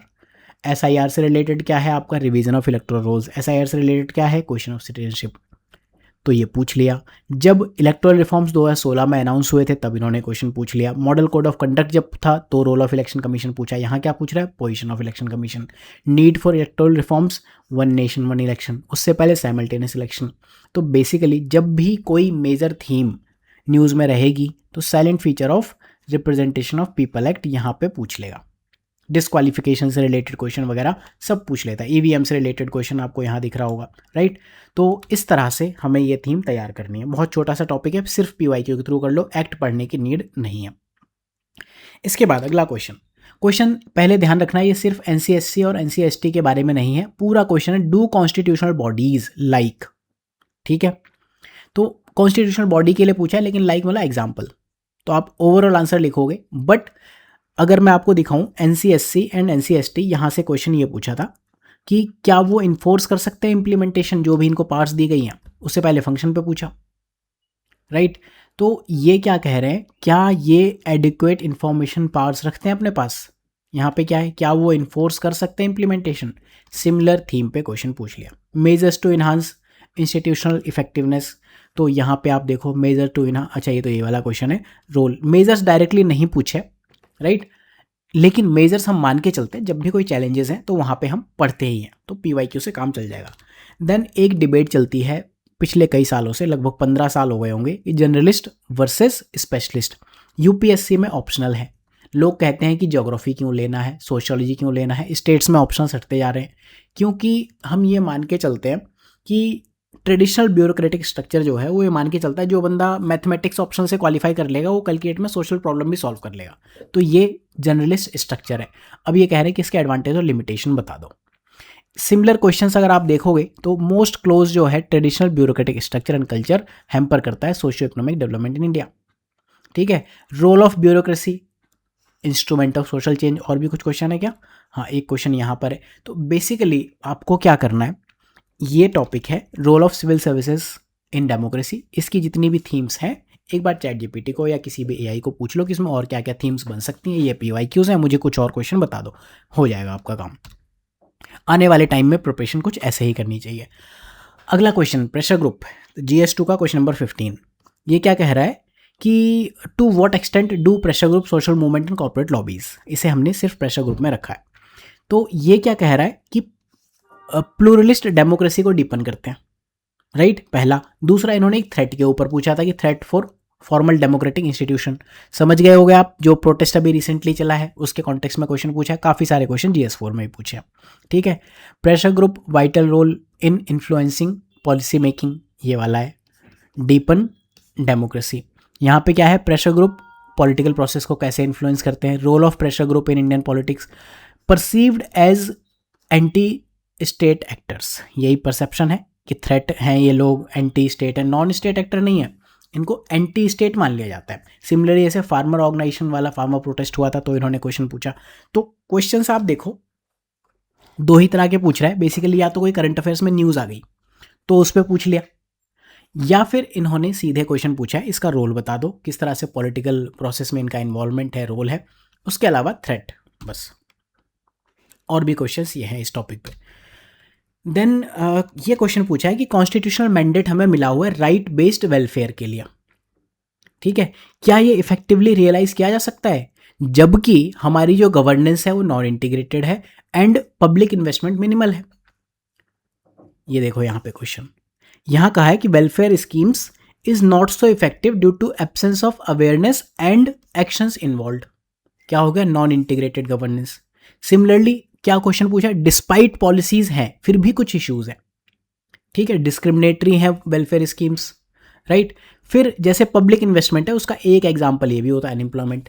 तो क्वेश्चन बेसिकली ये पूछ रहा है कि जो आपकी स्कीम्स तो हैं बहुत बढ़िया है बट क्या आप उनको यूज़ कर पा रहे हो। हर जगह यही क्वेश्चन, थीम यही है कि क्या ये आप यूज़ कर पा रहे हो, क्या वो काम की हैं, क्या वो डिस्क्रिमिनेटरी हैं, क्या वो इक्वलिटी इक्विटी वगैरह लेके आती हैं, यही क्वेश्चन है। थीम, ब्रॉड थीम यही है, ठीक है। सिलेबस क्या है, वेलफेयर स्कीम फॉर वल्नरेबल्स, ये वाला। अगला सब्जेक्ट है इंटरनेशनल रिलेशंस। 5 क्वेश्चंस पूछे जिसमें से एक पूछा है GS1 से, 4 पूछे हैं GS2 से। इसको तैयार करने के लिए क्या करना है, एक तो जो GS के PYQs हैं, GS मेंस के जो PYQs हैं वो आपको करने हैं। दूसरा PYQs जो इंपॉर्टेंट थीम्स हैं प्रीलिम्स में रही हैं जैसे सागर हो गया, ये आपको तैयार करने। तीसरा PSIR, अब आप कहो कि मैं ऑप्शनल पढ़ूँ, नो। PSIR में जो IR यानी कि इंटरनेशनल रिलेशन के सिलेबस के टॉपिक्स हैं, UPSC का नोटिफिकेशन डाउनलोड करो, वहाँ सिलेबस टॉपिक लो, चैट जीपीटी को बोलो कि मुझे 2 से 3 पेज में इसके नोट्स बना के दे दो। हर चीज़ पे आपको 1 लाइनर्स तैयार करने हैं, जैसे मैंने ऑप्शनल के गाइडेंस वीडियो में बताया उस वे में आप कर सकते हो। देन इसके अलावा चौथा जो मेजर चीज़ें, अकॉर्ड हो गया, कोई बड़ा एक ट्रीटी हो गई, समझौता हो गया, कोई ग्रुपिंग हो गई, ये सब जो न्यूज़ में होते हैं मेजर, जो काफ़ी बड़े न्यूज़ बनती हैं वो यहाँ पे इंपॉर्टेंट होती हैं। ये एनएफ है, इसके लिए बहुत ज़्यादा डेप्थ में जाने की नीड नहीं है। PSIR मैंने आपको क्यों बताया, देखो जैसे मान लो कल के दिन क्वेश्चन पूछ ले कि GS में ये पूछ ही सकता है what are the impediments to regional cooperation, तो 4 पॉइंट आपके पास रेडी है। रिवर वाटर डिस्प्यूट लिखना है, इलीगल क्रॉस वाटर माइग्रेशन लिखना है, एथनिक कॉन्फ्लिक्ट लिखना है, इंसर्जेंसी लिखनी है, बॉर्डर डिस्प्यूट। 5 पॉइंट्स आपके पास रेडी हैं, यहाँ से आप उठा लो। 4-5 पॉइंट GS में रेडी हैं। फॉर एग्जाम्पल कि लैक ऑफ रीजननेस है साउथ एशिया में, इस तरह की चीज़ें लिख सकते हो, राइट। तो जब भी हम थोड़ा सा दूसरों के प्रिपरेशन लेवल को बीट करते हैं, दूसरों से हम अच्छे खासे प्लस पॉइंट में आ जाते हैं। तो हमने GS में इस हेडिंग में इनको लिखा है क्वेश्चंस को, जो अनसॉल्व क्वेश्चन है। River water dispute, source of irritation between India and neighbours, water resources, assets and source of conflict, तो ये इरिटेशन वाला यहाँ से पूछा है। GS में इससे पहले जो क्वेश्चंस पूछ रहा था बेसिकली जब भी रिवर वाटर की बात हो रही थी तो या तो इंडस वाटर ट्रीटी मैक्सिमम एक ये बहुत पुराना क्वेश्चन इंडिया बांग्लादेश के कॉन्टेक्स्ट में पूछ लिया, या फिर जो क्वेश्चंस पूछ रहा है वो इंटर स्टेट के बारे में पूछ रहा है ठीक है, कि दो स्टेट्स के बीच में झगड़े क्या है, कावेरी रिवर से रिलेटेड क्या इशू, ये सारे इश्यूज पूछ रहे हैं बेसिकली कॉन्स्टिट्यूशनल एंगल। राइट, ठीक है। नेक्स्ट, ये जो मैंने आपको बोला था जो बहुत मेजर चीज़ें न्यूज़ में रहती हैं, कई बार ऐसी टर्म्स आती हैं जैसे IPMDA, मान लो ये आपने नहीं पढ़ा है तो ये नाम तो पता चल ही रहा है, Indo Pacific partnership for marine domain awareness, कुछ ऐसा है। अब ये गैप ब्रिज करेगा किसके बीच में, सागर। सागर क्या है, ये इंडिया डोमिनेटेड है, इंडिया चाहता है कि रीजन में हम लीड करें। दूसरा क्वाड, यहाँ पे 4 कंट्री होने वाली हैं, ठीक है। अब ये इंडिया है, ये 4 कंट्री का ब्लॉक है, इनके बीच में एक गैप है, उसको ये ब्रिज करेगा। इसका क्रिटिकल स्टेटमेंट बताओ। अब ये क्वेश्चन नया है, तो इस क्वेश्चन को आप कैसे डील करोगे। हर साल ऐसे क्वेश्चंस नए आते हैं। जब I2U2 न्यूज़ में था तब ये पूछा, ऑकस न्यूज़ में था तब ये पूछा, क्वाड न्यूज़ में था तब ये पूछा, प्रोजेक्ट मौसम जब न्यूज़ में था तो ये पूछा। राइट, तो जिस तरह से चीज़ें न्यूज़ में आती जाती हैं वो पूछता जाता है। सागर पे क्वेश्चन पूछना बहुत सालों से ड्यू था, तो ये एक डिफिकल्ट क्वेश्चन मैं ज़रूर मानूंगा, चाहे भले ही आपने ये तीनों चीज़ें क्यों ना पढ़ी हों। देन नेक्स्ट क्वेश्चन, हाँ, एक ये क्वेश्चन और है कि foreign policy principle of non intervention to emerging right of intervention. Basically India पहले नॉन इंटरवेंशन पर बिलीव करता था, अब जो सागर है ये इंडिया अपने इस राइट को यूज़ कर रहा है कि हम इंटरवीन करेंगे। नेक्स्ट, ब्रिक्स पे क्वेश्चन। ब्रिक्स हमें लगता है कि इस पे बहुत सारे क्वेश्चंस आए होंगे, बट आज तक एक ही क्वेश्चन पूछा है 2012 में, वो ही पूछा था कि सिग्निफिकेंस IBSA और ब्रिक्स इनको कंपेयर कर दो इंडिया की मल्टीलेटरल डिप्लोमेसी के कॉन्टेक्स्ट में। SCO पे काफ़ी क्वेश्चंस पूछे हैं, एक ये अजीब सा क्वेश्चन पूछ लिया, SCO पे रिसेंटली भी क्वेश्चन पूछा। राइट, तो जो ये क्वेश्चन है ब्रिक्स का जो 2026 का है, ये क्या कहता है कि पढ़ लेना पहले लाइन, ये क्वेश्चन नहीं है, क्वेश्चन ये है, role of BRICS in projecting itself as alternative to other grouping. जितनी भी रीजनल ग्रुपिंग्स हैं, ये जो syllabus topic regional global grouping and agreement involving India या अफेक्टिंग इंडियाज इंटरेस्ट, जितनी भी रीजनल ग्रुपिंग है उन सब का एम यही है कि जो ग्लोबल ग्रुपिंग है उनका ऑल्टरनेटिव कैसे दें। राइट, तो पहले ब्रिक था, फिर ब्रिक्स बना, धीरे धीरे एक्सपेंशन होता रहेगा, वो अलग चीज़ है। तो ये एक इंपॉर्टेंट थीम है, SCO भी इसीलिए बना था। मेंस में इनका यही रोल है कि इनका सिग्निफिकेंस क्या है, बस ऑल्टरनेटिव कैसे प्रोवाइड कर सकते हैं। अगर आप मुझसे पूछो कि मेंस में कोई जो ग्लोबल ग्रुपिंग है उसके लिए क्या तैयार कर ले, तो यही चीज़ तैयार करो, या फिर उसका इंडिया के लिए सिग्निफिकेंस। इसके अलावा क्वेश्चन ही नहीं पूछे हैं। जैसे एक तो शॉर्ट नोट पूछ लिया, इंडिया की मल्टीलेटरल डिप्लोमेसी के लिए क्या है, SCO का इंडिया के लिए क्या रोल है, इंडिया का रोल क्या होगा मिटिगेटिंग प्रॉब्लम्स, ठीक है। तो बस ये सारे क्वेश्चन हैं। नेक्स्ट क्वेश्चन जो देखें तो इंडियन डायस्पोरा, पता नहीं क्या लिखा है, क्यों लिखा है, बट जो इसमें क्वेश्चन है वो मैं बता देता हूँ, आराम से पढ़ोगे तो समझ में आ जाएगा कि जो इंडिया का ग्लोबल डायस्पोरा है ये AI से बने हुए क्वेश्चन है, क्लियरली दिख रहा है वो, ठीक। तो जियो political influence and strategic leverage. अब जब स्ट्रेटजी की बात करते हैं ना, तो सिर्फ इंटरनल या एक्सटर्नल सिक्योरिटी की बात नहीं होती है, स्ट्रेटजिक में पॉलिटिकल भी आता है, इकोनॉमिक भी आता है, साइंस टेक भी, एवरीथिंग, हर जगह स्ट्रेटजिक होता है। क्वेश्चंस देखो, पहले तो इस तरह के ये पूछता था कि फ्यूचर ऑफ इंडियंस क्या है, कॉन्ट्रीब्यूशंस क्या है, इसके बाद फिर इस तरह से क्वेश्चन पूछने लगे कि short note on Indian diaspora का रोल, ठीक है। Indian diaspora important role to play in this region, Indian diaspora has decisive role to play in politics and economy of this region. Indian diaspora ने scale की है new height in the west, इसका economic political benefit क्या है। Right, तो एक तो जियो political influence क्या है और स्ट्रेटेजिक लेवरेज क्या है, ये आपको बताना है, ठीक है। बेसिकली ये क्या कह रहा है कि इंडिया का जो ग्लोबल डायस्पोरा है एक लिविंग ब्रिज की तरह रहता है, एक क्रिटिकल इकोनॉमिक फैक्टर है, नॉलेज नेटवर्क है। बस पढ़ते पढ़ते आप परेशान हो जाओगे कि भैया क्या कहना क्या चाह रहे हो। देन चाइना का belt and road initiative, questions इससे भी आने ड्यू थे, तो इससे आज तक एक ही क्वेश्चन पूछा था, वन बेल्ट वन रोड के कंपोनेंट पे, CPEC पे पूछा था। तो वहाँ क्वेश्चन ये पूछा था कि इसका एक ब्रीफ डिस्क्रिप्शन दे दो और इंडिया इससे दूर क्यों है, ठीक है। अब इस साल क्या पूछा कि जो BRI है उसने साउथ एशिया को रीजनल से एक ग्लोबल स्पेस में कन्वर्ट कर दिया धीरे धीरे, ठीक है। इसके स्ट्रेटजिक इम्प्लीकेशन इंडिया की सिक्योरिटी और रीजनल इन्फ्लुएंस साउथ एशिया के लिए क्या है। बेसिकली चाइना अपना रुतबा बढ़ा रहा है तो इंडिया को क्या करना है। तो जैसे ये क्वेश्चन 2024 में पूछा कि वेस्ट अब इंडिया पे फोकस करने लगा as alternative to reduce dependency on China potential, जो सप्लाई पोटेंशियल चेन है। अगला सब्जेक्ट है इकोनॉमी, टोटल 4 क्वेश्चन पूछे हैं, आधा क्वेश्चन उसमें एग्रीकल्चर से कॉमन है। 2019 से ये PYQs या मेंस में क्वेश्चंस कहाँ से आते हैं, इनके सोर्सेज पे मैं वीडियोस बनाते आ रहा हूँ, तब से आपको ये चीज़ मैं लगातार बता रहा हूँ कि इकोनॉमी इतनी इम्पॉर्टेंट नहीं है जितना हम इसको इम्पोर्टेंस देते हैं मेंस के लिए।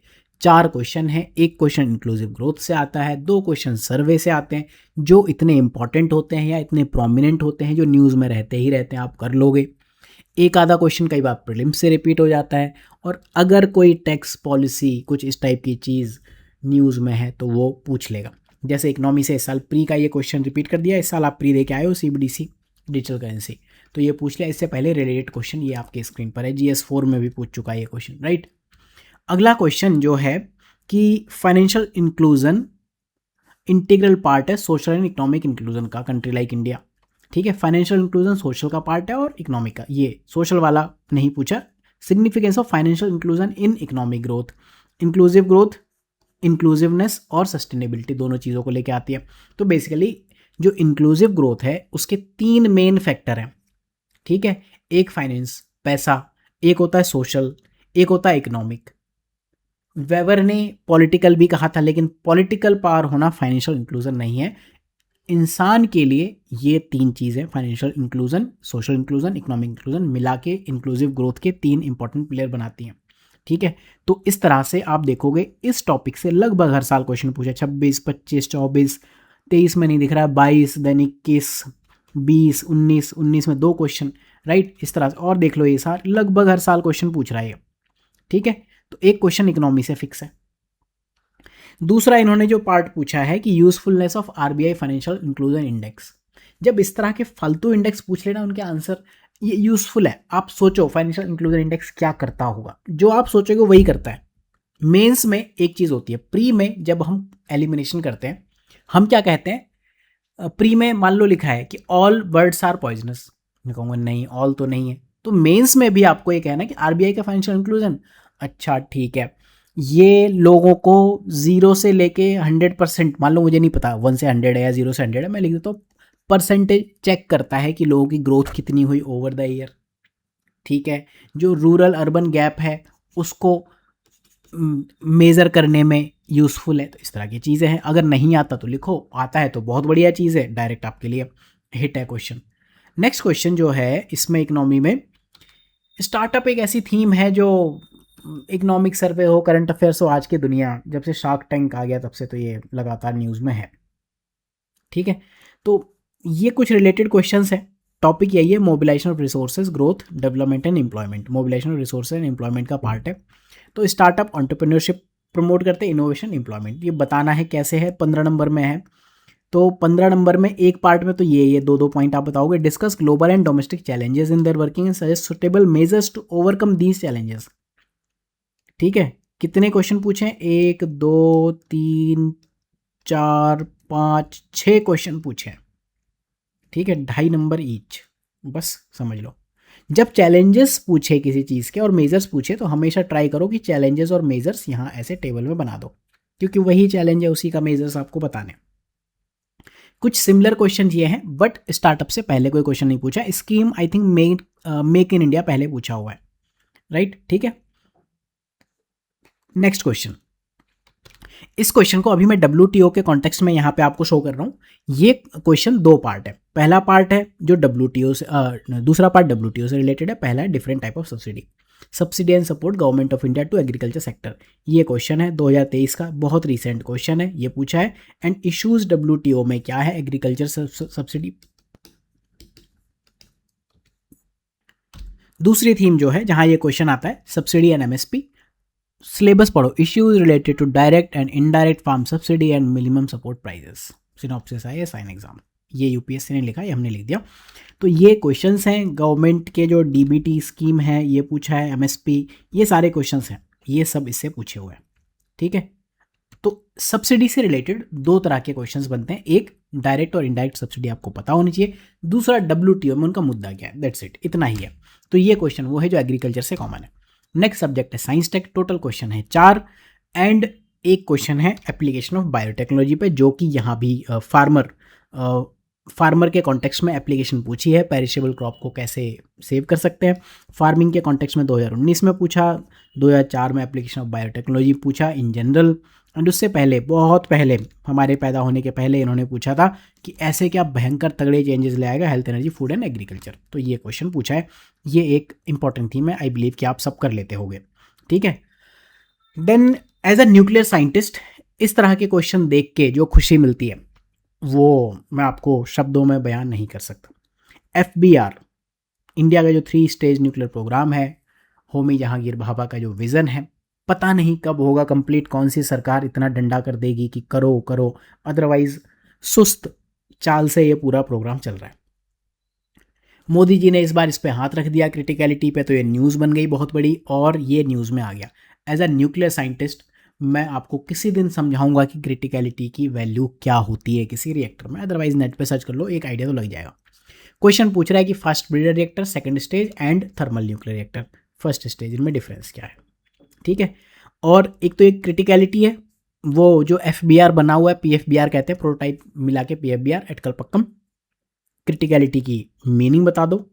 एंड तीसरा क्लीन एनर्जी फ्यूचर के लिए इम्प्लीकेशन। अब न्यूक्लियर एनर्जी क्लीन एनर्जी है, ठीक है, तो FBR यहाँ पूछा है, FBR यहाँ पूछा है, advantage of fast breeder reactor 2017 में, एक्सपेंडिंग न्यूक्लियर एनर्जी प्रोग्राम यहाँ पूछा है, 3 स्टेज है, बना लेंगे, एक्सपेंड कर लेंगे, इंडिया का न्यूक्लियर एनर्जी प्रोग्राम, यहाँ पे न्यूक्लियर एनर्जी के कॉन्टेक्स्ट में पूछा है, राइट, ये ध्यान रखना। एंड यहाँ अगेन ये फास्ट ब्रीडर रिएक्टर 99 में पूछा था, 2025 में आईटर के ऊपर क्वेश्चन पूछा हुआ है, राइट। तो ये क्वेश्चंस हैं जो FBR पे आपको तैयार करने चाहिए। देन मिशन दृष्टि, कब से इस पे काम चल रहा है, मेरे कुछ साथी हैं जो इसरो में हैं, वो इस पे काम करते हैं। दृष्टि नाम से पता चल रहा है, कार्टोसेट नाम से पता चल रहा है, ठीक है, कार्टोग्राफी में यूज़ होगा। तो अर्थ ऑब्जर्वेशन सैटेलाइट है, ये भी अर्थ ऑब्जर्वेशन सैटेलाइट है, साइलेंट फीचर्स बताने। ये मई में बहुत बड़ी न्यूज़ थी, लगभग हर कोचिंग ने, हर न्यूज़ चैनल ने, सब ने कवर किया, इन्होंने डेट भी बता दी कब हुआ। अब ये क्या है, इसके फीचर्स बता दो, 15 नंबर में पूछा है। पहला क्वेश्चन फीचर्स बताने, दूसरा इमेजिंग टेक्निक्स, और तीसरा क्या है कि वर्ल्ड की first satellite of its kind क्या है। देखो इन शॉर्ट बता देता हूँ, इसको हम कहते हैं ऑप्टोसार। इसमें जो इमेजिंग मेथड है, एक तो MSI सेंसर्स लगे हैं जो मल्टी स्पेक्ट्रल, बेसिकली ऑप्टो मतलब ऑप्टिकल, दूसरा SAR जो हमारे सिंथेटिक अपार्चर रडार कहलाता है। इन दो को एक साथ भेज दिया, इस वजह से वर्ल्ड की first satellite of its kind है।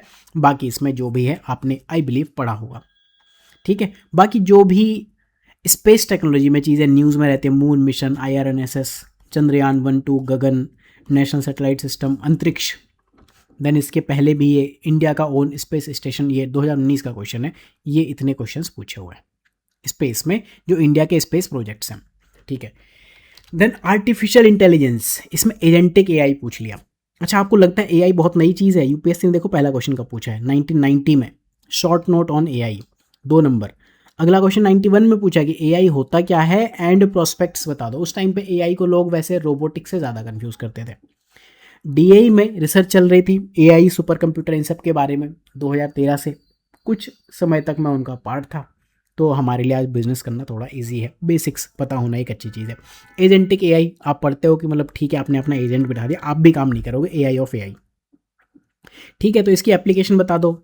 इससे पहले 2023 में पूछा था concept of AI, clinical diagnosis, then threat to privacy, use in health care. इस बार क्या है, एप्लीकेशन बता दो।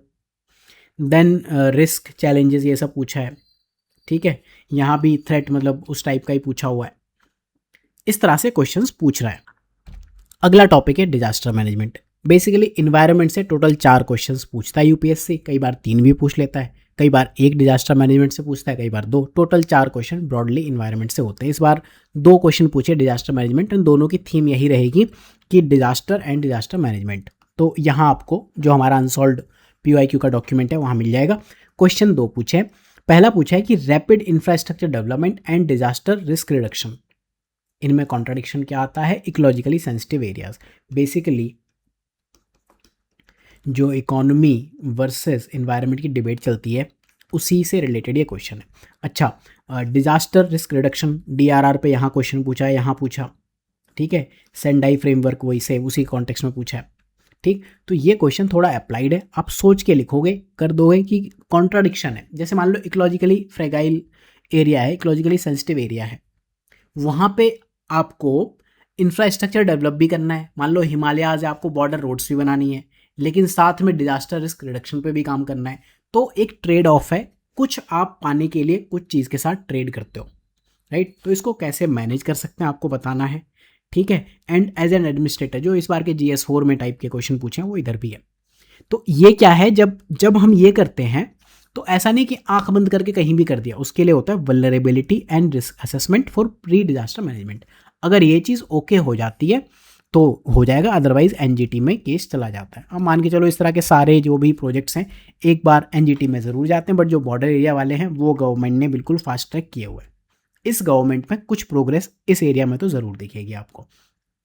ठीक है, तो वल्नरेबिलिटी एंड रिस्क असेसमेंट ये वाला क्वेश्चन है, ये ध्यान रखना। इसका आंसर अगर आपने कर लिया 2013 वाले क्वेश्चन का, या फिर यहाँ एक क्वेश्चन 2019 में है वल्नरेबिलिटी कैरेक्टराइज कैसे कर सकते हैं, राइट, तो फिर ये क्वेश्चन आप कर ले जाओगे। बाकी ये तो अप्लाइड क्वेश्चन है, लेकिन जो ये क्वेश्चन है बेसिकली वल्नरेबिलिटी के ऊपर है। अगला क्वेश्चन ये है कि community participation cornerstone effective disaster management. ठीक है, इसको आपको एनालाइज करना है, suitable examples from India and challenges आपको बताने हैं। बेसिकली ये वाला क्वेश्चन, जब भी डिजास्टर के लिए कोई भी पॉलिसी बनाई जाती है, कुछ भी बनाया जाता है, तो स्टार्टिंग पॉइंट जो होता है उसमें टॉप पर गवर्नमेंट होती है, पीएम होंगे या सीएम होंगे, एंड पे बिल्कुल आपका नीचे नीचे एनडीएमए का जो स्ट्रक्चर है उसमें लास्ट में लोग आते हैं, पंचायत आती है, वहाँ पे कम्युनिटी पार्टिसिपेशन। ठीक है, तो रीसेंट मेजर्स में भी यही आएगा, एनडीएमए का जो स्ट्रक्चर है इसमें भी यही आएगा कंपोजिशन फंक्शन में। एंड ये है कि as an administrator what are the key areas that you would focus on a disaster management system. सबसे इंपॉर्टेंट कम्युनिटी पार्टिसिपेशन है। उड़ीसा में 1999 में जो साइक्लोन आया था वहाँ पे प्रॉब्लम ये थी कि हमारे पास इंफॉर्मेशन थी, हम वहाँ बता ही नहीं पाए थे लोगों को कि ये इश्यूज़ है। ठीक है, सुनामी के टाइम पे कम्युनिटी पार्टिसिपेशन की वजह से, मैंग्रोव की वजह से काफ़ी बड़ा डिजास्टर आने से उस एरिया में बच गया था। ठीक, तो चैलेंजेस टू कम्युनिटी पार्टिसिपेशन क्या है, मेजर्स टू स्ट्रेंथ कैसे कर सकते हैं, ये एक जिसको आंसर राइटिंग आती है, इसने सीख लिया आंसर बिल्डिंग वगैरह, वो कर लेंगे। इसीलिए मैं जोर देता हूँ कि आंसर बिल्डिंग इंपॉर्टेंट है। सेम स्टेप्स रिक्वायर्ड क्या है, वो भी यही सब आते हैं। अगला टॉपिक इन्वायरमेंटल इकोलॉजी, जिसमें 2 क्वेश्चंस पूछे हैं।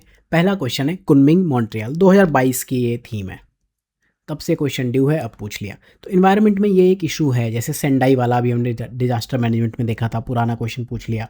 सेम वे में ये इश्यूज आपको देखने को मिलते रहेंगे। पुरानी जो भी इंपॉर्टेंट जो फ्रेमवर्क हैं, प्रोटोकॉल्स हैं, या फिर जो भी सबमिट हुई हैं, उनके बारे में आपको ध्यान रखना है। तो इस तरह से क्वेश्चंस पूछ रहा है। रोटरडैम पे पूछा है, ये अर्थ समिट पूछा है, बहुत सारे क्वेश्चंस यूएनईपी में भी पूछे हैं। ये COP 26 जब हुई थी 2025 में क्वेश्चन पूछा। देन ये वाला क्वेश्चन COP 26 2021 में ये क्वेश्चन पूछा था, राइट। देन मॉन्ट्रियल ये अलग है एंड कुनमिंग मॉन्ट्रियल अलग है, तो ये आपको ध्यान रखना है। कोई अगर बड़ी इन्वायरमेंटल समिट हो रही है उसके आप नोट्स बना के रखो। क्वेश्चंस आपको दिख रहे हैं, UNFCCC है, क्या है उसका, अगेन वही 2-3 चीज़ें, क्या है, क्यों है, एंड अल्टीमेटली करना क्या चाहता है, दैट्स इट, सिंपल इतना।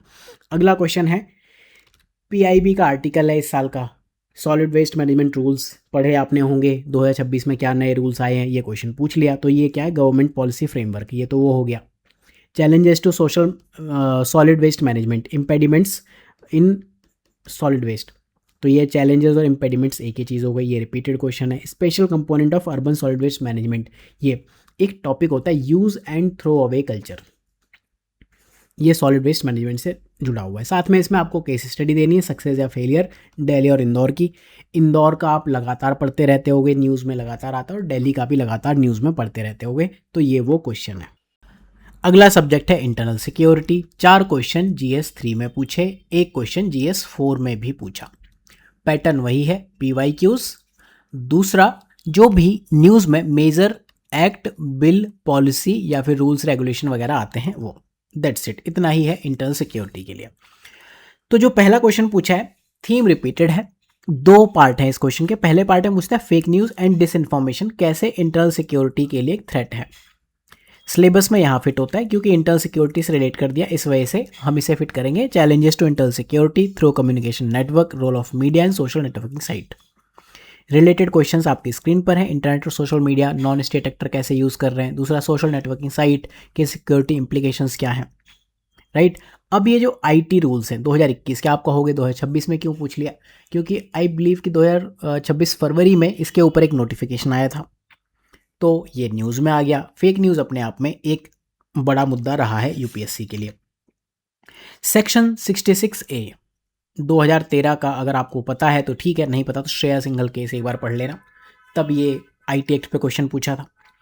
प्रेस और न्यूज़ के ऊपर बहुत पहले इन्होंने क्वेश्चन पूछा 1981 में। सिमिलरली ये एक 1980 में भी मिलता जुलता क्वेश्चन पूछा, ठीक है। लेकिन ये ऐसा मुद्दा है कि जो हम कवर करते हैं, कोई भी सीरियस एस्पिरेंट इस चीज़ को कवर करेगा। इसको इंटरनल सिक्योरिटी के कॉन्टेक्स्ट में शायद आप कवर ना करते हो, लेकिन ये कर लेना चाहिए क्योंकि सिलेबस में ये लिखा हुआ है, ठीक है। तो आईटी रूल्स 2026 का जो नोटिफिकेशन है उसके बेस पे ये क्वेश्चन पूछा है। हो सकता है डिफिकल्ट हो अगर आपने रिवाइज नहीं किया। देन अगला क्वेश्चन, लद्दाख स्ट्रेटेजिकली लोकेटेड है चाइना और पाकिस्तान के बीच में। As measure to win heart and mind, UPSC क्या करता है, कुछ इनके कीवर्ड है। हार्ट एंड माइंड वाला ये क्वेश्चन जो है, winning of heart and mind, similar जे&के में पूछा था। Winning of hearts and mind in terrorism affected area essential step है ताकि ट्रस्ट रिस्टोर हो जाए। तो गवर्नमेंट ने क्या मेजर्स लिए हैं जे&के में। अब वही लैंग्वेज वही चीज़ ये लेकर आ रहे हैं इस वाले क्वेश्चन में कि लद्दाख में हमें हार्ट एंड माइंड जीतने हैं। उसके लिए जो BADP है सेंट्रल गवर्नमेंट का, वो कैसे काम कर रहा है। तो BADP पे इन्होंने 2024 में क्वेश्चन पूछा है, राइट। 2024 में इन्होंने एक अलग चीज़ पूछी थी कि डेवलपमेंट क्या हो रहे हैं। नाम पढ़ो ना, बॉर्डर एरिया डेवलपमेंट प्रोग्राम। अगर आप लद्दाख जैसे एरिया में, बॉर्डर एरिया में डेवलपमेंट करोगे तो फिर वहाँ के लोग अपने आप इंटीग्रेट होना शुरू होंगे, right. By central government and civil section होगा ये बाई द आर्मी। और demand of promulgation, Sonam Wangchuk यहाँ पे पिक्चर में आते हैं। 6th शेड्यूल कॉन्स्टिट्यूशन का जो 6th शेड्यूल है उस पर। अब मैं आपको एक क्वेश्चन दिखाता हूँ। 6th शेड्यूल पे एक क्वेश्चन पूछा है, राइट। आर्टिकल 244 एक ही क्वेश्चन पूछा हुआ है इस। यहाँ पे 5th शेड्यूल के कॉन्टेक्स्ट में पूछा कि 244 की वजह से जो एडमिनिस्ट्रेशन ऑफ शेड्यूल्ड एरिया है, ट्राइबल एरिया, इसके बारे में और LW के कॉन्टेक्स्ट में क्वेश्चन पूछा है। 6th शेड्यूल में जो ये बात करेंगे 244(2) के कॉन्टेक्स्ट में शायद कुछ हुआ होगा, आप एक बार चेक करना। वही क्वेश्चन है। एक तो ये सोनम वांगचुक के ऊपर क्वेश्चन है, दूसरा ये वाला क्वेश्चन थीम रिपीटेड है। दो अलग अलग क्वेश्चन को मिला के एक नया क्वेश्चन इन्होंने क्रिएट कर दिया। दूसरा एक सिमिलर सा क्वेश्चन ये था कि स्टेप्स क्या है कि लोकल्स जो है मिलिटेंट्स को सपोर्ट ना दें, इसको जो परसेप्शन है उसको फेवरेबल बनाने के लिए क्या मेजर्स हैं। देन अगला क्वेश्चन, सेपरेटिस्ट मूवमेंट एक बड़ा फैक्टर रहे हैं militancy and instability in जे&के। Actions क्या लिए हैं गवर्नमेंट ने ताकि नेशनल मेन स्ट्रीम में आए। तो सिलेबस में एक टॉपिक है नेशनल इंटीग्रेशन, उसके मैं आपको क्वेश्चन शो कर देता हूँ। प्री एंड पोस्ट जो स्टेटस है आर्टिकल 370 और 35A से पहले का और बाद का, तो ये लगातार न्यूज़ में है। पॉजिटिव इम्पैक्ट क्या है दोनों आर्टिकल के, आप बता दो। तो इसमें सेपरेटिस्ट मूवमेंट, ये multi dimensional challenges by external state and non state actors पे पूछा है, OGW पे पूछा है। डायरेक्टली रिपीटेड नहीं है, बट एक ऐसी थीम है जो बहुत ही ऑब्वियस है। इससे पहले 370 पे 3 क्वेश्चन पूछे हैं। स्पेशल प्रोविज़न फॉर स्टेट्स की आर्टिकल 370 टेम्परेरी प्रोविज़न के ऊपर 2016 में क्वेश्चन पूछा था। अब तो ये क्वेश्चन का रेलेवेंस खत्म हो गया क्योंकि अब तो चेंज हो गया। 370 of our constitution and 317 constitution of India. इसके बाद जो क्वेश्चन पूछा था 2025 में कि जो जे&के लेजिस्लेटिव असेंबली है उसका नेचर क्या है after Jammu Kashmir reorganisation act. Basically after 370 के बाद एक क्वेश्चन इन्होंने पॉलिटी में पूछा। अब उसी पे ये क्वेश्चन क्या कर रहे हैं, सिक्योरिटी के एंगल से पूछ ले रहे हैं, राइट। तो अगेन जैसे हम पॉलिटी में भी देखा था, सिमिलर एंगल्स पॉलिटी और सिक्योरिटी, एक्चुअली ये दोनों चीज़ें साथ साथ चलती हैं, तो वैसे ही क्वेश्चन पूछ रहे हैं। अब यहाँ पे पिक्चर में आती है धुरंधर हमजा। तो मनी लॉन्ड्रिंग और जो काउंटरफेट करेंसी है, नकली नोट, वो major source of terror funding है। कैसे हैं आप बता दो। स्टेट द एक्शंस जो इंटरनेशनल लेवल पे लिए गए हैं। पहले मैं आपको इंटरनेशनल लेवल पे ये बता दूं, ये क्वेश्चन पूछा है मनी लॉन्ड्रिंग से रिलेटेड। स्टेप्स यहाँ पे पूछे हैं, स्टेप्स में वही आते हैं, नेशनल, इंटरनेशनल, राइट।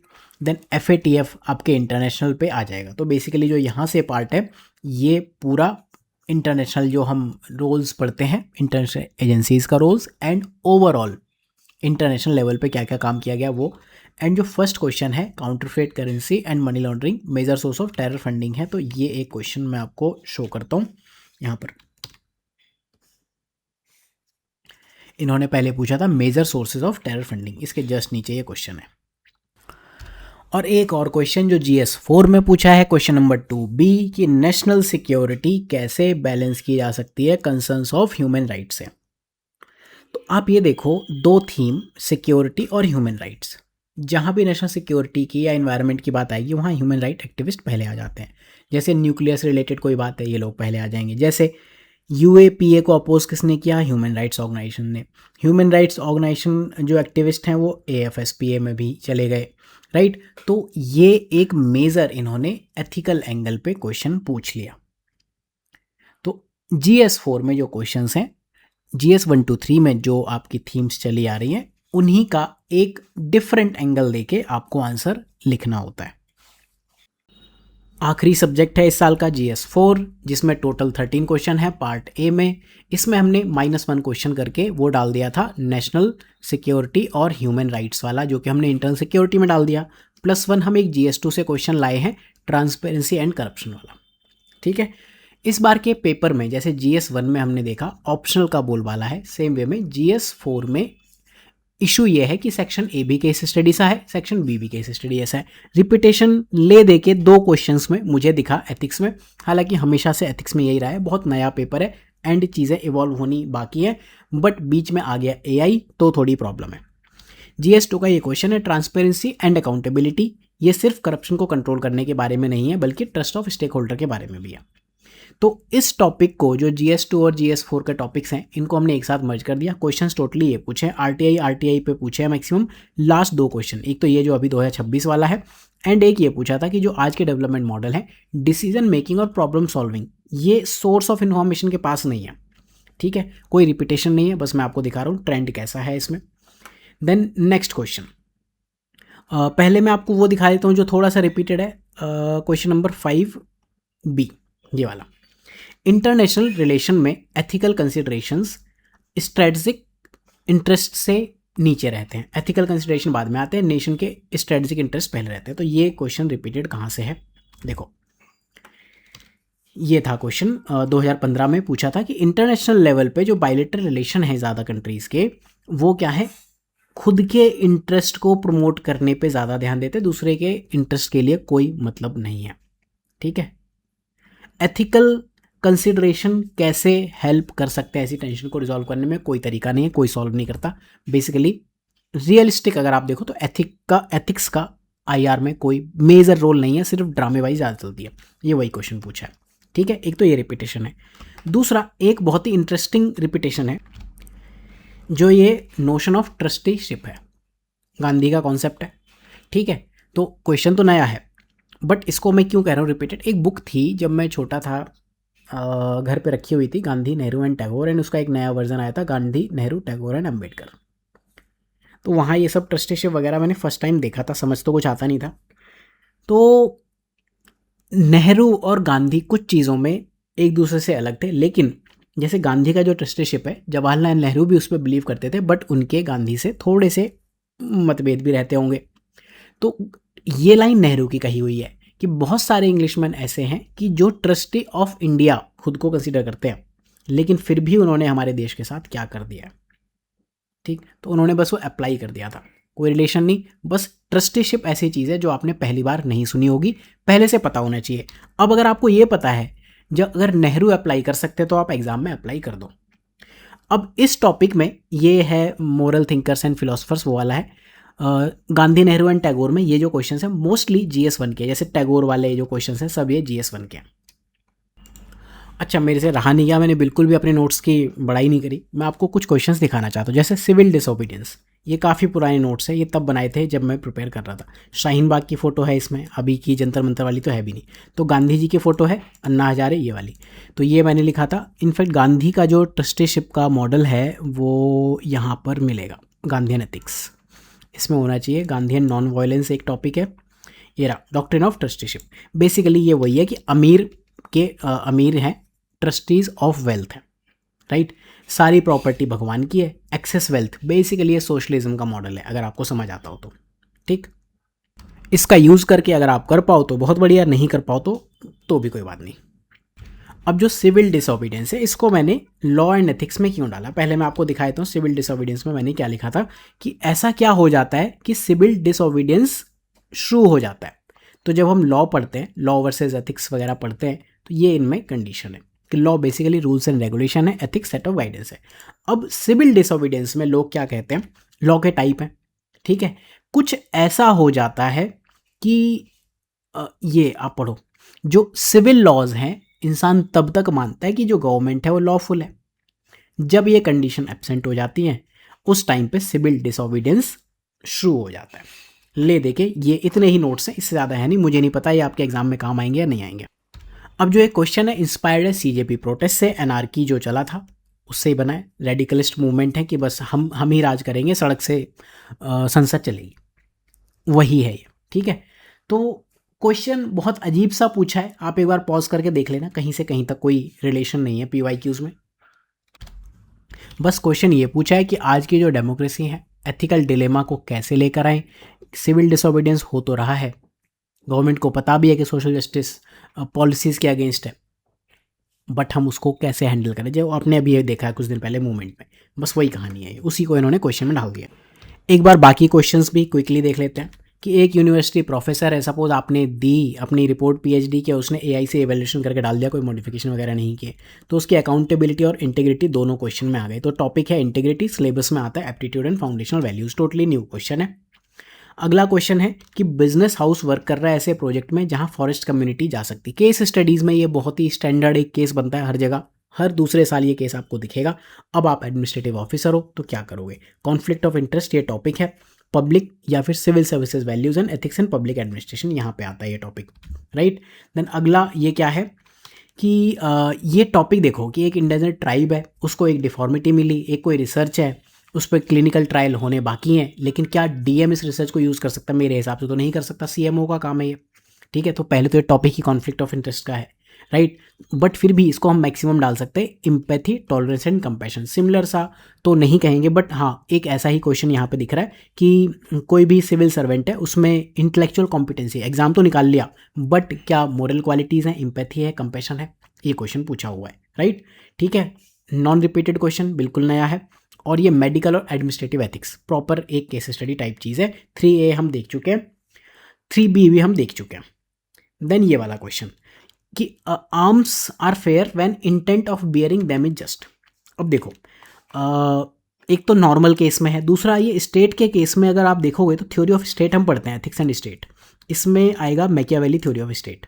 अगर आप Machiavelli theory of state, basically डंडा मार के चलती है मैकियावेली की थ्योरी, ये कहता है कि स्टेट सुप्रीम है, ठीक है, आर्म्स रखने हैं तो रखो, जो करना है करो, राज करो, मैकियावेली यही कहते हैं, ठीक। बट ये इन जनरल भी है कि कोई इंसान जो स्टेट नहीं है, जो शासक नहीं है, उसके पास भी है आर्म्स रखना, कोई अपने सेल्फ डिफेंस के लिए भी रख सकता है, ठीक। बट इसके इम्प्लीकेशंस गवर्नेंस में क्या है, ठीक है। तो आपको दोनों एंगल देनी चाहिए, पॉलिटिकल एंगल और एक नॉर्मल एंगल। ये भी एक टोटली न्यू क्वेश्चन है, सिलेबस टॉपिक में मैंने डाला है thinkers from the world, world thinkers ये पूछे हैं क्वेश्चन, पॉज करके देख लेना। नेक्स्ट क्वेश्चन ये है, अजीब सा क्वेश्चन है, मैं आपको इन शॉर्ट बता देता हूँ, पता नहीं इन्होंने क्या ये बिठाया कि इसको हम पितृवाद से, पैटर्नलिज्म से जोड़ देंगे। क्वेश्चन ये है कि एक लेडी को कोई बीमारी है, वो लंबे टाइम तक दवाई लेने वाली थी, बट एक जो चिकित्सक है उसने कहा कि सर्जरी करवा लो, बढ़िया है। तो लेडी कहती ठीक है, लेकिन वो करवाना नहीं चाहती थी, वो कहती थी मैं दवाइयाँ लेके काम कर लूँगी। तो इन्होंने कहा कि इसमें पितृवाद और ये जो बेनिफिसेंस है इसका आप बता दो। बेसिकली रोल क्या है, ये सोशल इन्फ्लुएंस में है। इससे पहले एक ही क्वेश्चन पूछा था, स्वच्छ भारत अभियान में पूछा था, बस टॉपिक सेम है, क्वेश्चंस टोटली अलग है। देन अगला क्वेश्चन, पता नहीं ये किसने कह दिया, बस मुझे लगता है एआई बाबा ने कहा होगा कि efficiency is doing this and effectiveness is doing this, ठीक है। मैंने बस क्वालिटी ऑफ सर्विस डिलीवरी में ये क्वेश्चन ऐड कर दिया है। एंड मिशन कर्मयोगी में एक बार ये टर्म मेंशन थी, बट ये रिपीटेड मत समझ लेना, ठीक है। मैं बस आपको ये बता रहा हूँ कि इस थीम से आ सकता है एग्जाम में, ये थीम वगैरह कुछ मैटर भी नहीं करेंगे। अगला क्वेश्चन ये है जो यूपी में आया था कि बहुत सारे स्कूल्स बंद कर रहे हैं, मर्ज कर रहे हैं, ठीक है। तो क्वेश्चन ये है कि बहुत सारे स्कूल्स ऐसे हैं उनमें कहीं टीचर नहीं है, कहीं कुछ नहीं है, अब रूल्स रेगुलेशन लगा दें तो फिर सारे स्कूल धीरे धीरे बंद हो जाएंगे। तो बेसिकली क्या है, जो एडमिनिस्ट्रेटर है उसे रूल्स के इन्फॉर्मेशन और एजुकेशन राइट ऑफ चिल्ड्रन के बीच में कैसे काम करना चाहिए। तो सिलेबस में टॉपिक है laws, rules, regulations and conscience as source of ethical guidance. तो ये कंसाइंस है, कंसाइंस में moral intuition, crisis of conscience, ये सारे क्वेश्चंस पूछे, उस थीम पे 2-4 पॉइंट्स आप लिख सकते हैं। और रिलेटेड क्वेश्चंस देखने हैं तो देख लो, laws as source of ethical guidance यहाँ पे क्वेश्चंस लिखे हुए मैंने, रूल्स रेगुलेशन के बारे में यहाँ पे क्वेश्चंस हैं, एंड कंसाइंस, जो यूपीएससी ने सिलेबस दिया है वो एक ही दिया है। अकाउंटेबिलिटी वाला जो क्वेश्चन है वो आप यहाँ भी डाल सकते हो, जो पीएचडी थीसिस वाला है, ठीक है, कोई फर्क नहीं पड़ेगा, एग्जाम में आपको सोचना ही पड़ेगा। इससे पहले क्राइसिस ऑफ कंसाइंस पे पूछा हुआ था, तो एक आधा पॉइंट कीवर्ड वगैरह आप वहाँ से ले सकते हो। अगला क्वेश्चन इंटरनेशनल रिलेशन वाला हमने देख लिया है, एंड ये भी एक अजीब सा क्वेश्चन है। अगेन ये क्लियर समझ में आ रहा है कि एआई का बनाया हुआ क्वेश्चन है कि आप डीएम हो, आपका पीए है, तो वो आपसे रिक्वेस्ट करता है कि ये कोई पर्सन है, वो मेरी बच्ची को ट्यूशन पढ़ाता है। अब प्रॉब्लम ये है कि जो बच्ची है उसको एक टाइप की डिसेबिलिटी है, तो यहाँ पे एम्पैथी, अगेन टॉपिक वही एम्पैथी, टॉलरेंस एंड कंपैशन आएगा। इसी क्वेश्चन से मैं वापस कहूँगा, रिलेट कर दूंगा, लेकिन अगेन ये एक नया क्वेश्चन है, प्रॉपर केस स्टडी है, ठीक है। यहाँ भी वही चीज़ आएगी कि क्या वो कर सकता है, डीएम उसके हाथ में है ये चीज़ करनी या नहीं है। देन अगला क्वेश्चन है ड्यूटी और चैरिटी के ऊपर, ठीक। तो ये पॉज करके पढ़ लेना, बहुत क्लियर नहीं है, बहुत ध्यान से अगर आप पढ़ोगे तो आपको समझ में आएगा कि फालतू पैसा खर्च नहीं करना, मतलब परोपकार नहीं हमारा नैतिक कर्तव्य, हिंदी में लिखा था, वहाँ से मैंने देख लिया।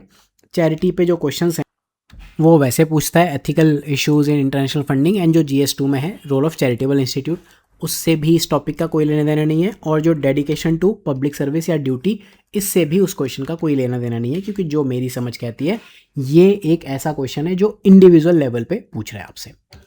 तो अब तक आपको समझ आ गया होगा, आप खुद भी रिसर्च करके देखो, वाई वी टेल दिस, कि सिनॉप्सिस से चीज़ें शो होती हैं एंड बाकी लोग फॉलो करते हैं।